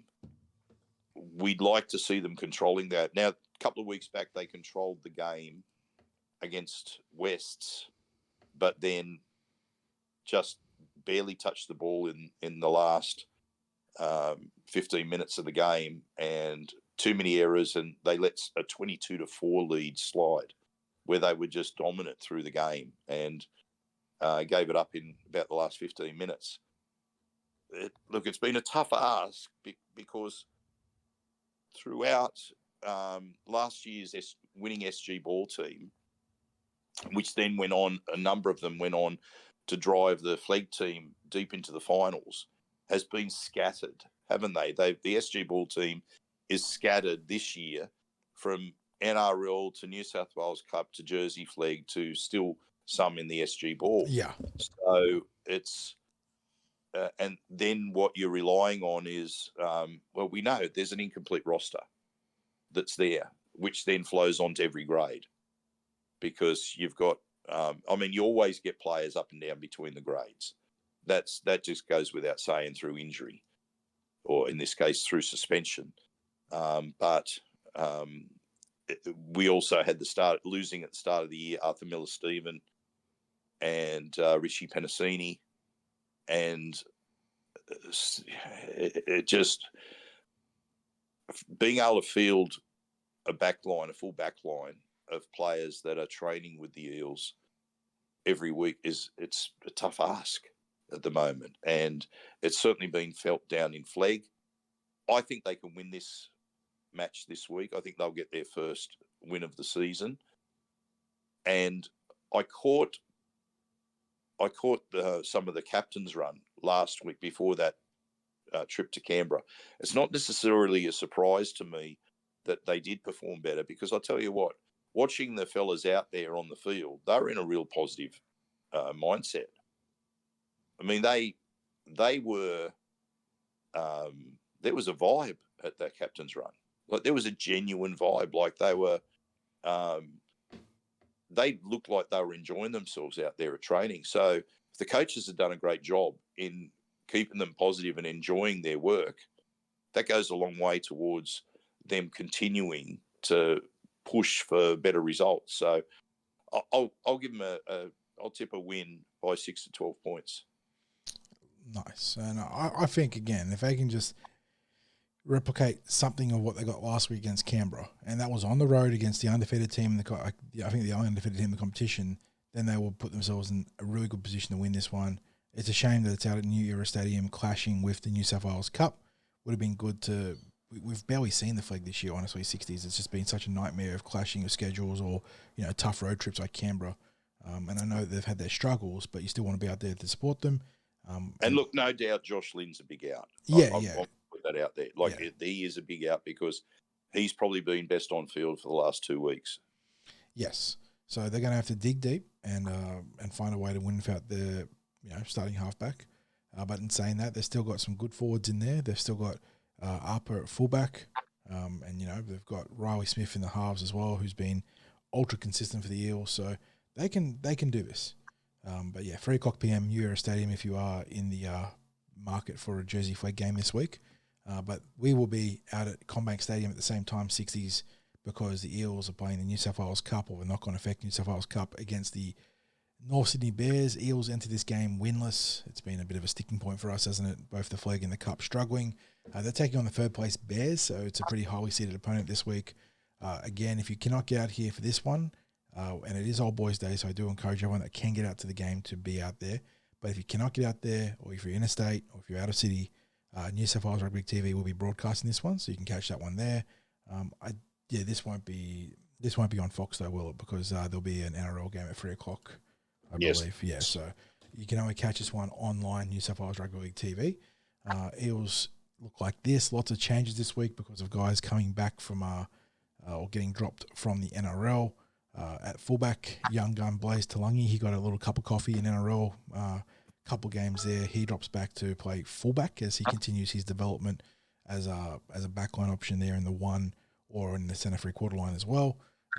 Dropped from the NRL, a player that's been struggling for a bit, Mike Acevo. He'll be on the left flank. On the right flank, it's Jake Tungor, Samuel Louisiu, and Zach Senior in the centres. Brendan Hands moves from dummy half to 5'8" for this week, where he partners Ethan Sanders.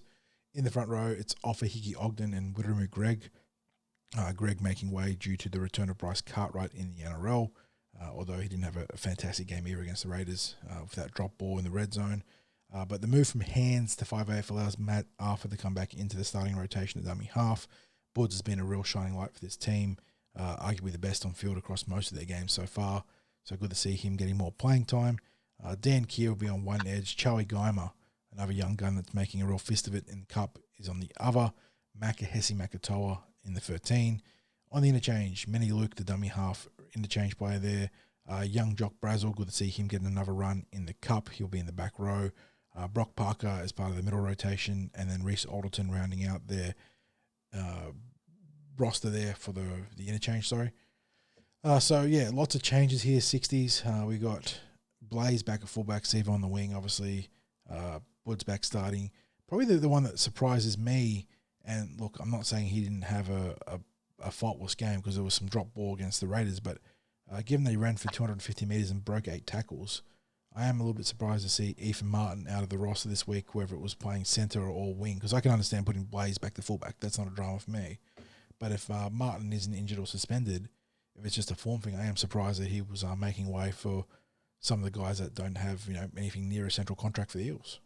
Yeah, and we noted some handling issues for him, but in terms of the threat that he posed carrying the football, it was he was a shining light in that regard. So maybe they've tasked him with tidying up that area of his game back in Ron Massey Cup before they recall him to New South Wales Cup. But if it is a drop rather than injury, it's a really unfortunate timing because the Ron Massey have a bye this week. Yes, yeah. So I guess we don't know. Who knows? He could have a niggle that he's out with there. So maybe someone who happens to know that might be able to put that in the replies to the blog. Interesting couple of former Eels in Kurt DeLuey and Jaden Yates running around for the Bears in this one. Yes. Did Josh Bergerman spend some time with us when we were part of the Wenty joint venture? Maybe. But Kurt DeLuey obviously, as well as Jaden Yates. There's no question about their lineage as a former Eels there. I look at this Bears team. No, it doesn't look like there's any massive must-see prospects in their team, and this is me only with a cursory knowledge of that nursery there, but they look like they're just a very solid team across the board. So Yeah, running third in the... that's what I'm saying. Like, there's no standout prospects. Like, there's no Blaze Talangi equivalent on their side, at least not that I can see. But in saying that, they're running third, and the Bears have been very consistent in the Cup across the recent seasons. So I think they're going to be very firm favourites. Who are they the feeder team for now? Well, I see Nelson Asofa Solomono isn't out, which I imagine that means they're affiliated with the Melbourne Storm, given that the outs also include Tepai Maroa, Dean Eremia. Yes. So if that's the case, then they are definitely affiliated with the Storm. Yes. Yeah. But in saying that, I can't see any Storm players there. Let me go have a look at their team list last week to see if they're pulling what the Magpies / Tigers do, where they don't name any top 30 players. Oh, sorry, what Manly do. Manly do, yeah. You don't name any players, but then you bring them in for the actual. Yeah, it looks like that. Yeah. So last week they brought in. Yeah, they had Dina Remia. Who else is there? Tepai, Nelson, Bronson Garwick. There's a Makatoa there as well, by the way, Philip Makatoa. So, yeah, it looks like they sort of parachute in their top 30 players on game day, which means that would explain why the team is a lot better than we thought it was. Yeah. That's also a concern in terms of what could happen with this. They absolutely dusted up the Magpies last week, by the way, who the Eels fell narrowly to in a high-scoring game. So that doesn't bode well for Parramatta. You know what? I hate how I'm going to have to tip with this because, we talk about tipping with the head, tipping with the heart. And we've seen the games from the New South Wales Cup team where they probably should have won. Bulldogs, Magpies, yep. Yep. And then other games where they were beaten and you wouldn't say should have won, but you'd say they had some really good moments in the game or good passages of play where they had the chance to get the ascendancy. Manly or they Penrith, held it, but they didn't go on with it. Yep. But then last week, it was a performance that was the same as the first grade. They had the pants beaten off them last week, I think 7 tries to 1, and a lot of the issues seem to be the mirror image of what was happening in the first grade team. If the players from the Storm are dropping back into this team, when do the Storm play? That is actually a very good question. So Melbourne are in action tomorrow night at the 6 o'clock slot, so they will know whether they're playing their guys in reserve grade. So, it looks like the Eels are going to be taking on a bolstered North Sydney roster.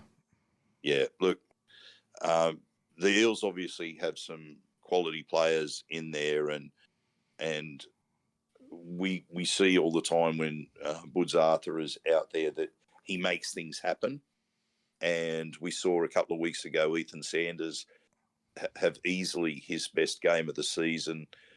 And that's combination. Really what's keeping this palatable, isn't it? Is that you don't want to excuse the poor start as a team, but the fact that the young guys in Woods, Matty Alpha, in Ethan Sanders, and I know his future probably lies outside of Parramatta, but Charlie Geimer, we saw both Saxon and Jock, and Jock still getting a run this week, but Saxon and Jock getting runs there, and obviously Blaze, who's been as far as NRL now.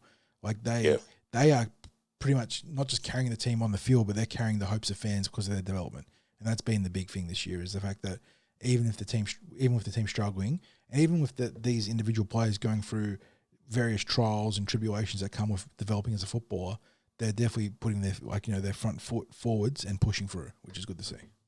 Yeah, so I'm hoping for a better performance. I'm not going to put out a tip in this game. I don't want to tip against Parramatta. I told you I don't. I just don't want to do it. So I'm not going to start tipping on the New South Wales Cup team until they can get their first win.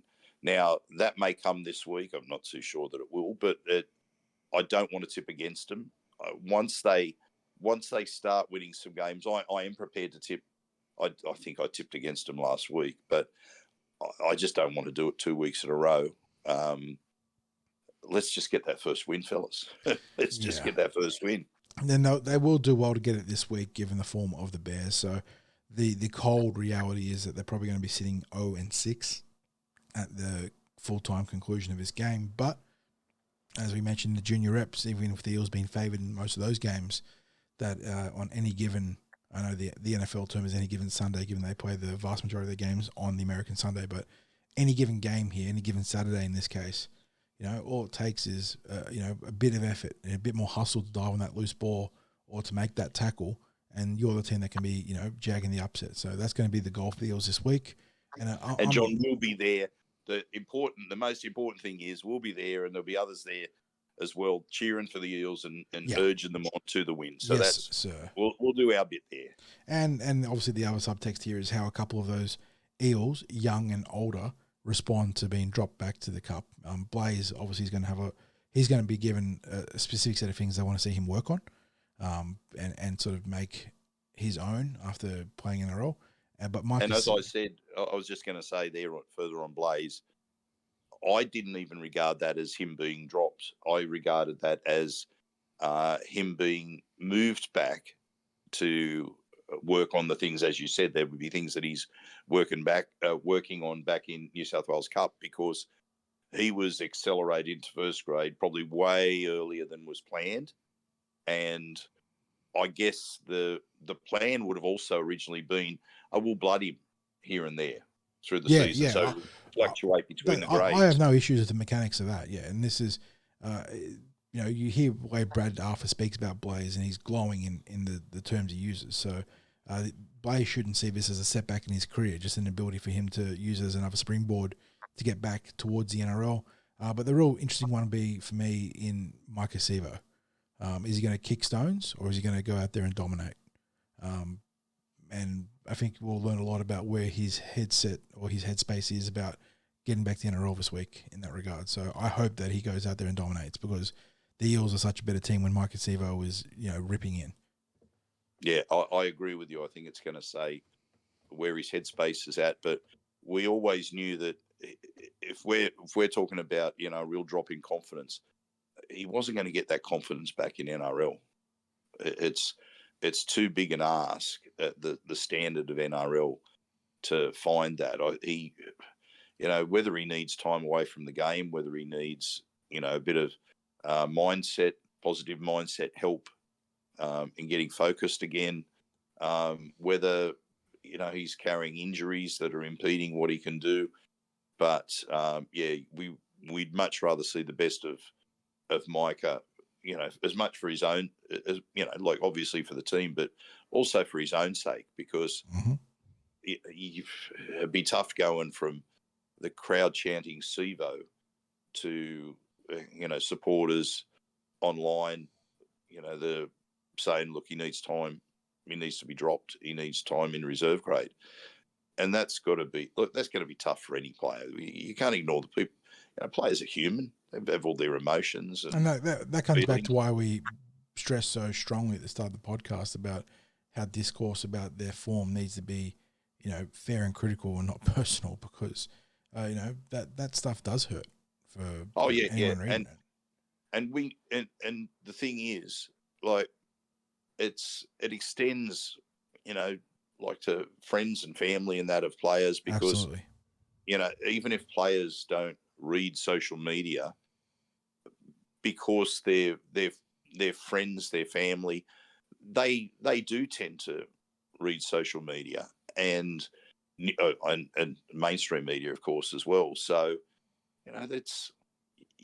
there is an impact that people have with their words, and that you need to be, we're not saying you can't be critical of performances, but let's, leave it at performances, and not, not talking about the character of people. Yeah, that's really starts to get crossing a line and not helping in any way, because if you think about, if you're going through a downtime, whether it's in life in general or your job or whatever it is, you're not going to get better if people are dumping on you constantly. Like, if people are dumping on you constantly, you just, you want to escape from it. and professional sports people, it comes with the territory. We understand that, but like if it's if you don't need to say something, maybe don't. So that's just my opinion, and people are entitled to feel as they want. I'm not, I don't mean to preach or sound like I'm preaching, but I think it's really important, especially when our team is going through some tough times. Mm-hmm. Just think about where the line might be, and think about whether your words are going to necessarily help or hinder what's happening. So, yeah. Anyway, we move on, John. Yep, to the main event, the NRL. Yes. 5:30 p.m. kickoff, of course, is at CommBank Stadium now. You can catch this one across all the major platforms that come with Foxtel games, KO Foxtel, obviously there. Get out in person. And you want to be out there in person for this one, Sixes. I know the Eels are struggling, at least in recent weeks, but it's Old Boys Day. Got the Blue and Gold Alliance and all the former players and whatnot celebrating, a reunion there. And I believe, as you mentioned in our news podcast, the 1979, was it reserve grade team? Yes, and also I think it's the under-23s. Under-23s, that's right. That was the other part of it too, yeah.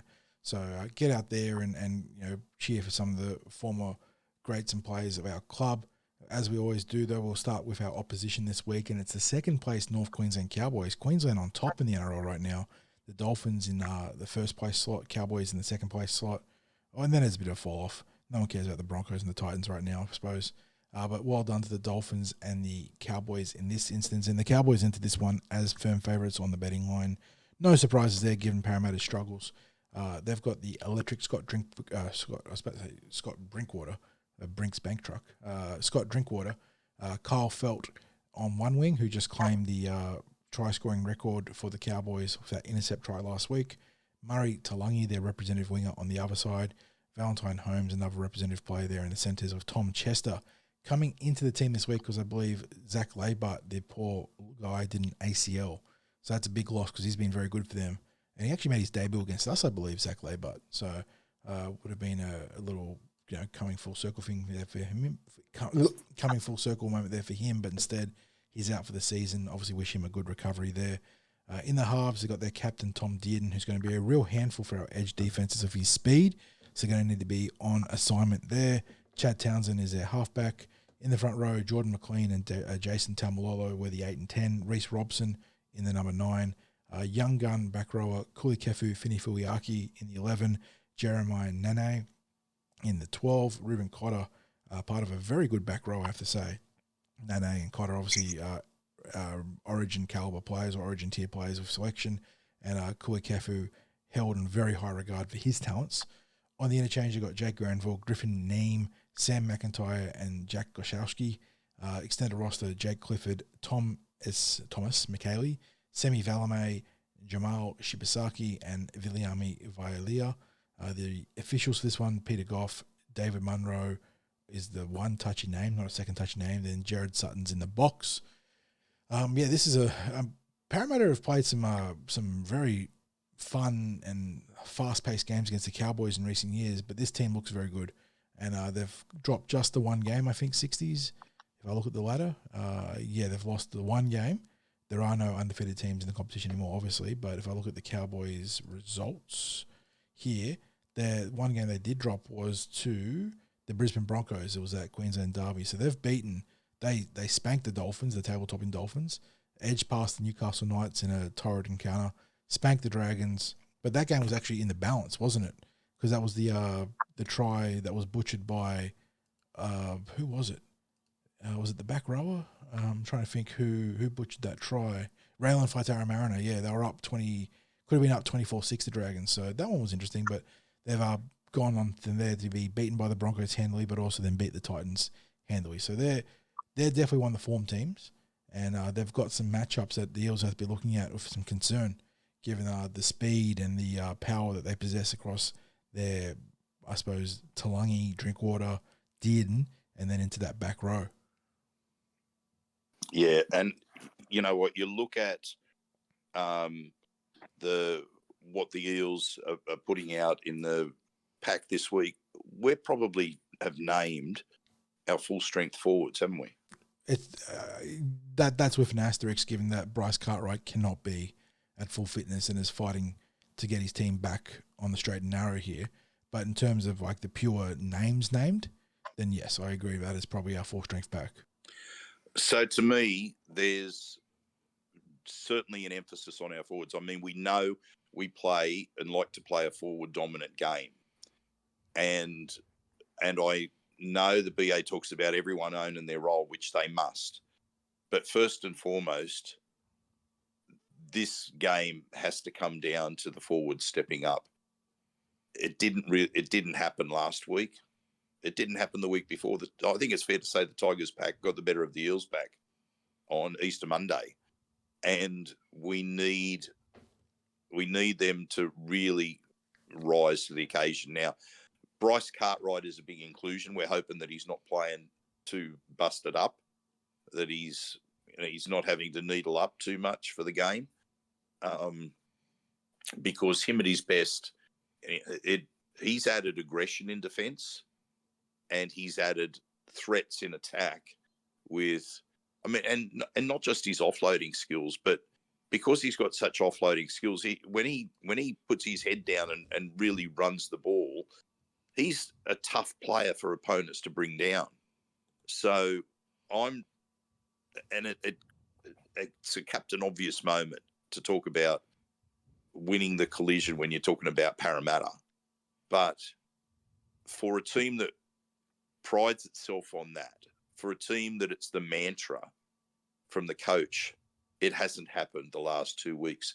And if it doesn't happen in the forwards, it exposes our back line, because our back line does not possess the pace that most other back lines in the NRL have. And that's just, you've either got pace or you haven't. And it's not a question of talent. It's a question of you've either got pace or you haven't. Now, we've talked about defensive systems in the past, and most teams operate that same defensive system of a compressed defence and sliding. And I've said before, the difference is how well teams execute and how well individuals actually just simply tackle the player that they're meant to tackle, or the decisions that they make, whether they slide, whether they jam, whether they're looking for, whether they over-correct when they're sliding across. There's a whole lot of ways that you can get yourself into trouble in a defensive system where you are either falling out of the system or just not executing as you should. Yeah. We just need our backs to not be under that pressure. We don't want the opponents winning the middle, getting space for their backs to be able to get that ball out and expose the Eels' lack of pace, because I don't think it'll matter how good a slide defence is, because you've got a compressed defence. If you're not sliding quick enough, you're in trouble. And that can come down to pace as well, and mobility of the players that are out there. And we just got exposed too much against the Raiders. Yeah. We made them look like top class, exactly, and representative back line. The Cowboys present a similar threat in that regard with the pace that they have out wide. But the Parramatta Eels do have a different configuration this week in order to take on the Cowboys and hopefully nullify some of their strengths in their speed and power across the back line and back row. But as usual, it's Captain Quinton Gufferson in the number one. Bailey Simonson comes back onto the left wing now, where he'll partner Morgan Harper in the centres. Will Penasini and Sean Russell unchanged on the right. Blaze Talangi obviously playing reserve grade this week, which means Dejan Arce has been called up into the six. He'll partner Dylan Brown there. In the front row, Reagan Campbell-Gillard and Junior Barlow named to start. Joey Lussick also playing in the starting position at dummy half. Sean Lane on the left edge. Bryce Cartwright making an early return from that rib injury on the right. Obviously making a big personal sacrifice there to push through some pain and get the Eels back on the right track. Jermaine Hopgood at number 13 rounds out the back row. On the interchange, you got Luca Moretti, Ryan Madison, Joe Ofingahi, and Kelma Tuolangi. Extended roster, Ogden, Talangi of the Blaze variety, Greg Makatoa, and Sivo. So Brad Arthur making changes across the team there. 60s, got the backline change, you got the playmaking change, you got the back row / bench row change, the trickle-on effect there. Did he make the right calls? Would you have gone anything different there? Is this the team that the Eels need to put out there in order to beat the Cowboys and get their season back on track? Yeah, let me just address one thing before that. I jumped in talking about Parramatta's pack and the issues that we have around defence. And the reason I jumped in with the Eels pack was because as you were going through that Cowboys pack, I was just looking at it and just going, wow, like this is an almighty opponent in terms of what they're going to put out there in their forward line. I think the Eels can reasonably expect to be, well, assuming that everyone plays, to their potential or close to, can expect to be the better of the middle rotations. But yes, the Cowboys have a fearsome back row. That is, Fini Filiaki, Nane, and Cotter. It's probably in terms of age, the talent, the most talent-rich back row in the competition. They're all young. They're all either representative caliber in the case of Fini Filiaki or actual established representative players in the case of Nane and Cotter for Queensland. So they, putting a leash on all of them is going to be a huge task for the Eels.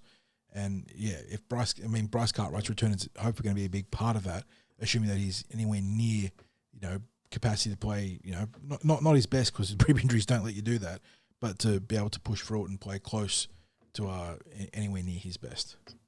Yep. So to your question about the changes that were made, I think he's literally making the changes that he's restricted in making, because probably in a full roster with players that are healthy as well, after a performance like that following on a game against the Tigers, you'd probably expect that there would be more changes.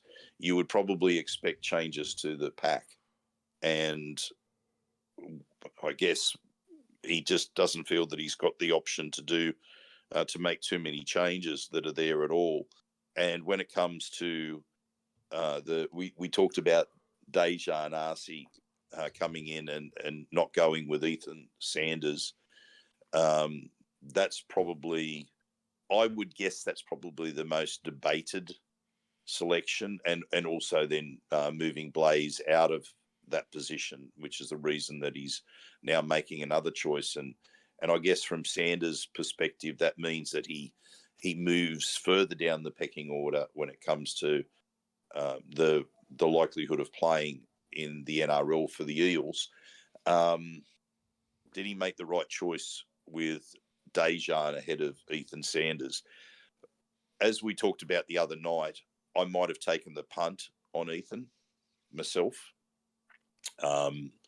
simply from the point of view that where we would field a recognised halfback next to a recognised 5'8".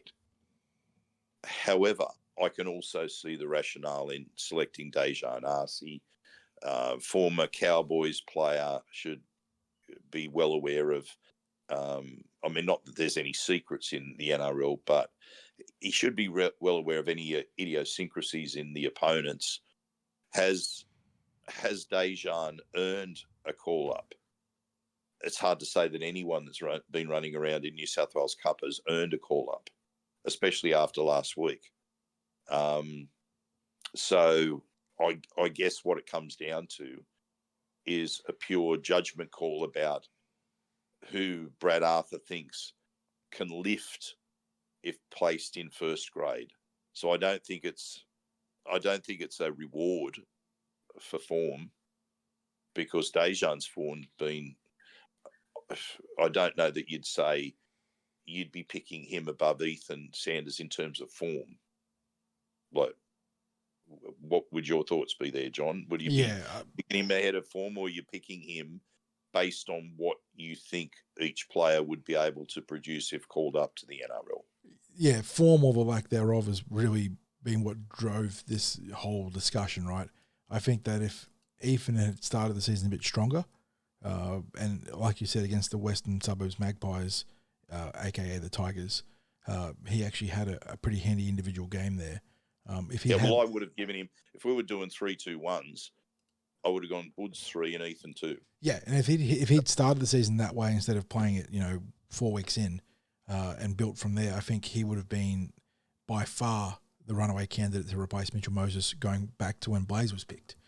Instead, part of it is obviously the team struggles, but Ethan hasn't, taken to the senior football the way that maybe everyone hoped he would have this year and hit the ground running. And that's just a reflection of how difficult Cup can be, right?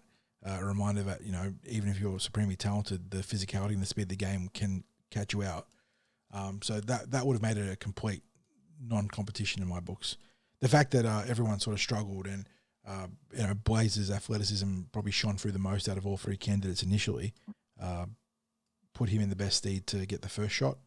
And I think it's also the fact that Blaze had that exposure to the first grade by not only just playing that first game at centre, but he'd also been the 18th man. Yeah, I think the first exactly. 2 rounds, done the warm up, been part of the squad pre-game Exactly. and post-game. So that's all part of it, isn't it? You know when BA's about to debut someone, when they or going to select, or they're close to selection, when they start doing the warm up as part of the NRL team on match day. Mm-hmm. So Blaze did that the first 2 rounds, debuts in round 3. In terms of the contest now between Dejan and Ethan, I'm a little bit torn.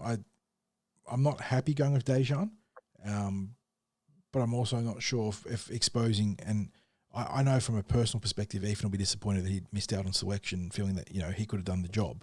But exposing Ethan to the current team environment maybe might not be the best thing. In saying that, keeping him in Cup's not exactly doing him a favour too, the way they're going. So I don't know. It was always a tough call. I don't think there's a clear right option here for Brad Arthur. It might be one of those ones where you had to pick, like when I say the least bad option, again, it's not me attacking the play. It's just the context of the season right now. Taking the least bad option in the short term. I don't know. I guess when you say... that's the thing. I cannot provide an answer in which I am comfortable saying this is no, clearly the out-and-out correct solution, which means that, BA is dealing with a pretty tough pickle here. Yeah, and I agree with you entirely there. So when you say, what direction would I have gone? I mean, that's almost like, what do I do?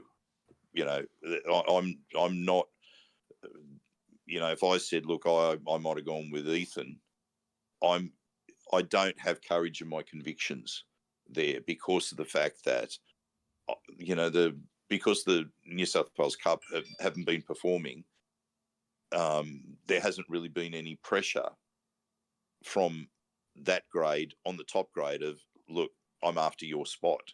And like you said, and probably the only person who qualifies for that would be Matt Arthur. Yeah, and he's not being thrown in at his age for good reason. Exactly, like and they did throw Blaze in ahead of schedule, and I should have said it was round 4, not round 3, that he made his debut, and that was a real, I guess, challenging call that was made because, as I said, it was ahead of his time. He's obviously a major talent and is part of the future of the club. But and maybe the tie-breaking factors were that, like you said, it's a revenge game. But like Dejan's going against his old club. Dejan's last start in the NRL was against the Penrith Panthers, where he helped spearhead one of the biggest upsets of the season in Parramatta's last regular season game, the penultimate round of the 2023 regular season. So he has that on the chalkboard in his favour. Whereas what he struggled with, John, was the week in, week out grind when his first stint started to stretch into like 4, 5, 6 weeks. And the grind gets to him. And so there was definitely a case for Ethan.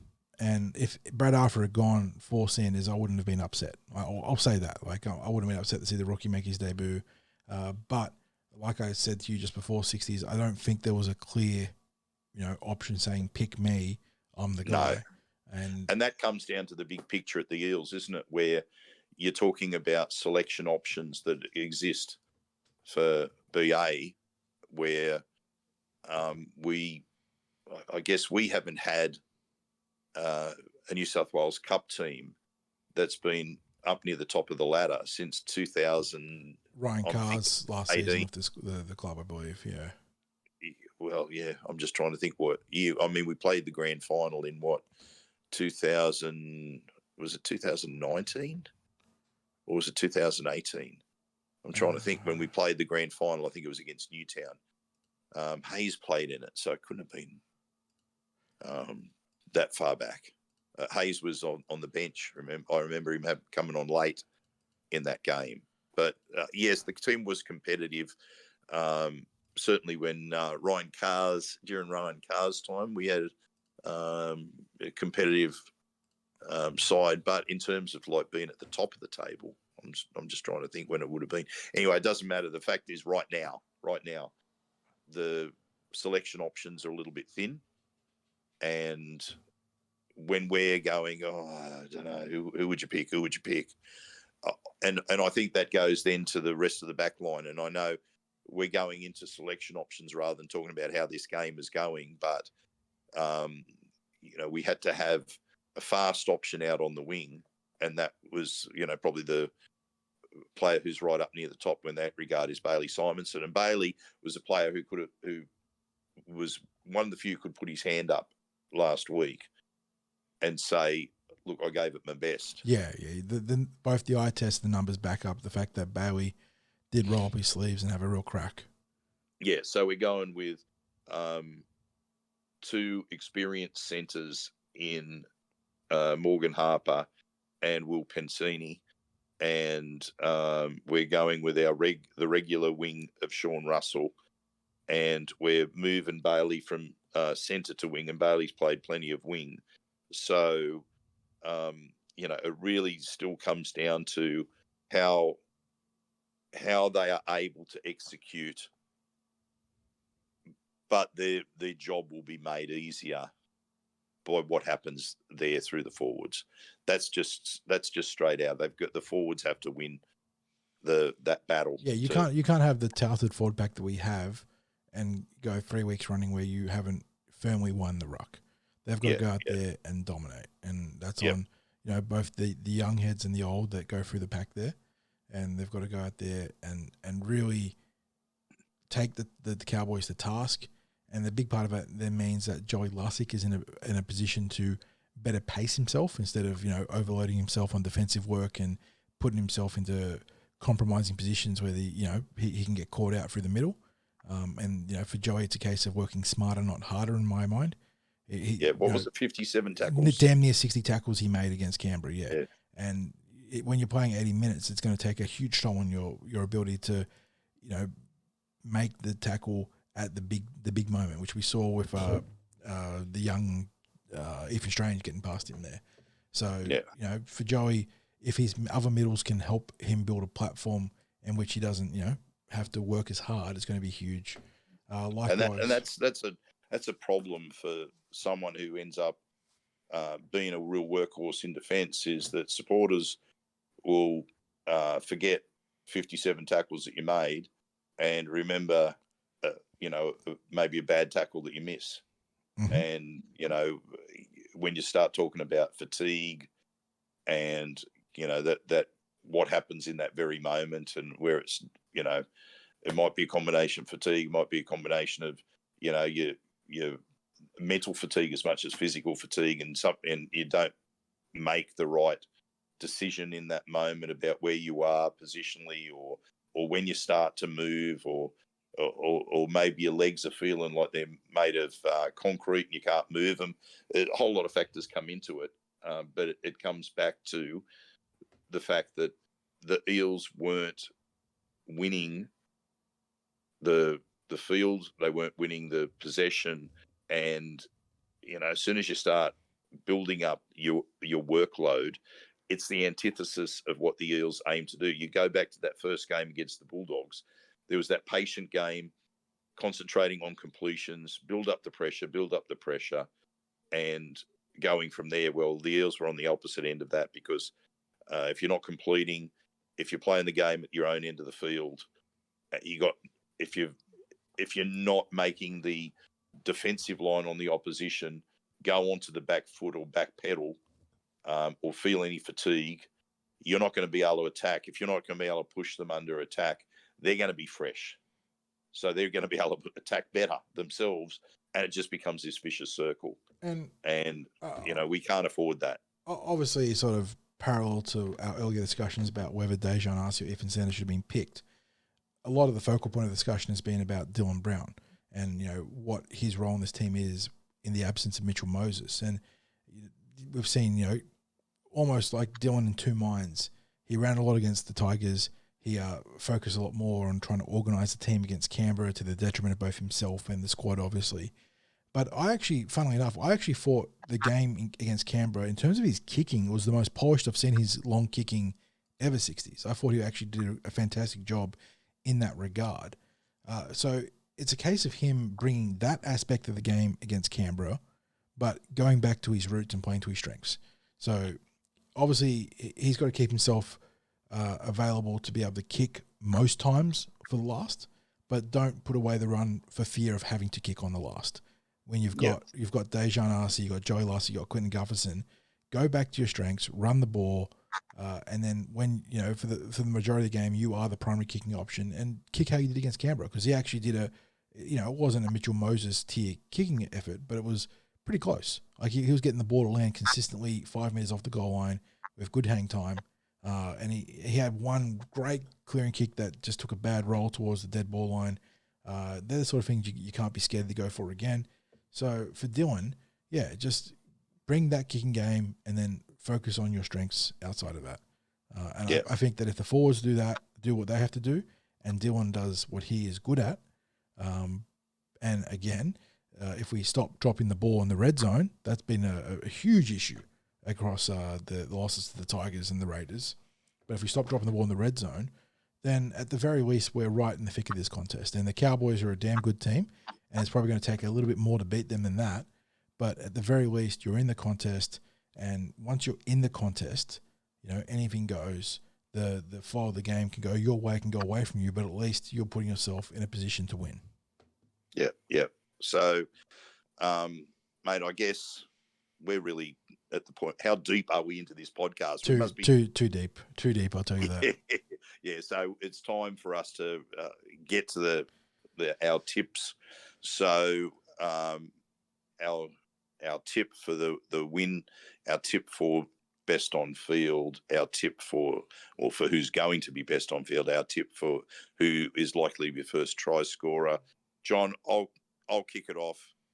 I said this in the New South Wales Cup that I despise having to tip against Parramatta. My head says that's what I have to do this week. Yeah. But I'm going to give a caveat and just say, look, if the Eels forwards don't win the middle, we will be in for a nasty loss. Oh, it's going to be an ugly loss. Yeah. But if the Eels forwards can get the job done, then I see this as us being able to get a narrow win, like a 6 point sort of win, a score line in the vicinity of, like, I think it would be high scoring, 36-30, something like that. But as I said, if we get a similar performance to last week, I don't want to know about what it might be. I'll tip that our best on field will be Jermaine Hopgood, and I'll tip that our first try scorer will be Bailey Simonson. Yeah, I think the two potential outcomes of this game are a big Cowboys victory or a tight Parramatta victory. Obviously, I'd love to see a big Parramatta victory, but what we've seen in the last fortnight does not trend towards that, given who's not available and the issues we've had as a team. First try scorer, I'll go for a cheeky little Joey Lussick barge over. Best on field, I can't single him out in terms of going back to his roots and not back him to do it. So I'll go Dillbags. Yep, sounds solid, mate. And as we wind this up, hopefully we see you all out there. Just a reminder, you've got the BGA, the old boys that are doing their lap of honour before the first grade game. Give them a cheer. These are all the players, and also some staff and officials who have been part of the history of the Eels. So you'll see them in their BGA gear. You'll see them out on the field. Give them a wave, give them a cheer. It's their big day of the year, their reunion day. And apart from that as well, reminder that we'll be over in Parramatta Leagues Club about half an hour after full time. We'll be in the bistro. We'll be presenting the live version of our instant reaction podcast. This week, it's probably just going to be John and myself presenting it. That's with Old Boys Day. There are people that are involved in that, and it's unlikely that we're going to have a legend with us this week, but we'll still be presenting the instant reaction podcast that you all enjoy listening to. So thank you to Paraleagues for that. Thanks to Paraleagues for getting behind our coverage of junior reps and their finals this week, which is a massive part of this podcast. So if you got through to this point, thank you so much for getting through to this point of the podcast. Thank you also to the sponsors of Big Swing Golf, Northmead, and Star Partners Real Estate, Auburn, Narellan and Parramatta. As you know, we just wouldn't be able to do what we do without our sponsors. John, thank you for this mammoth podcast. To our listeners, thank you, especially if you made it all the way through to the end. And we always encourage a bit of feedback. If you've got something to say, you can add it in the comments. If you have messages you'd like to pass on, we always appreciate those as well. So, mate, can I let fly now with my usual comment to wind things up? Permission granted. Go, you mighty Eels.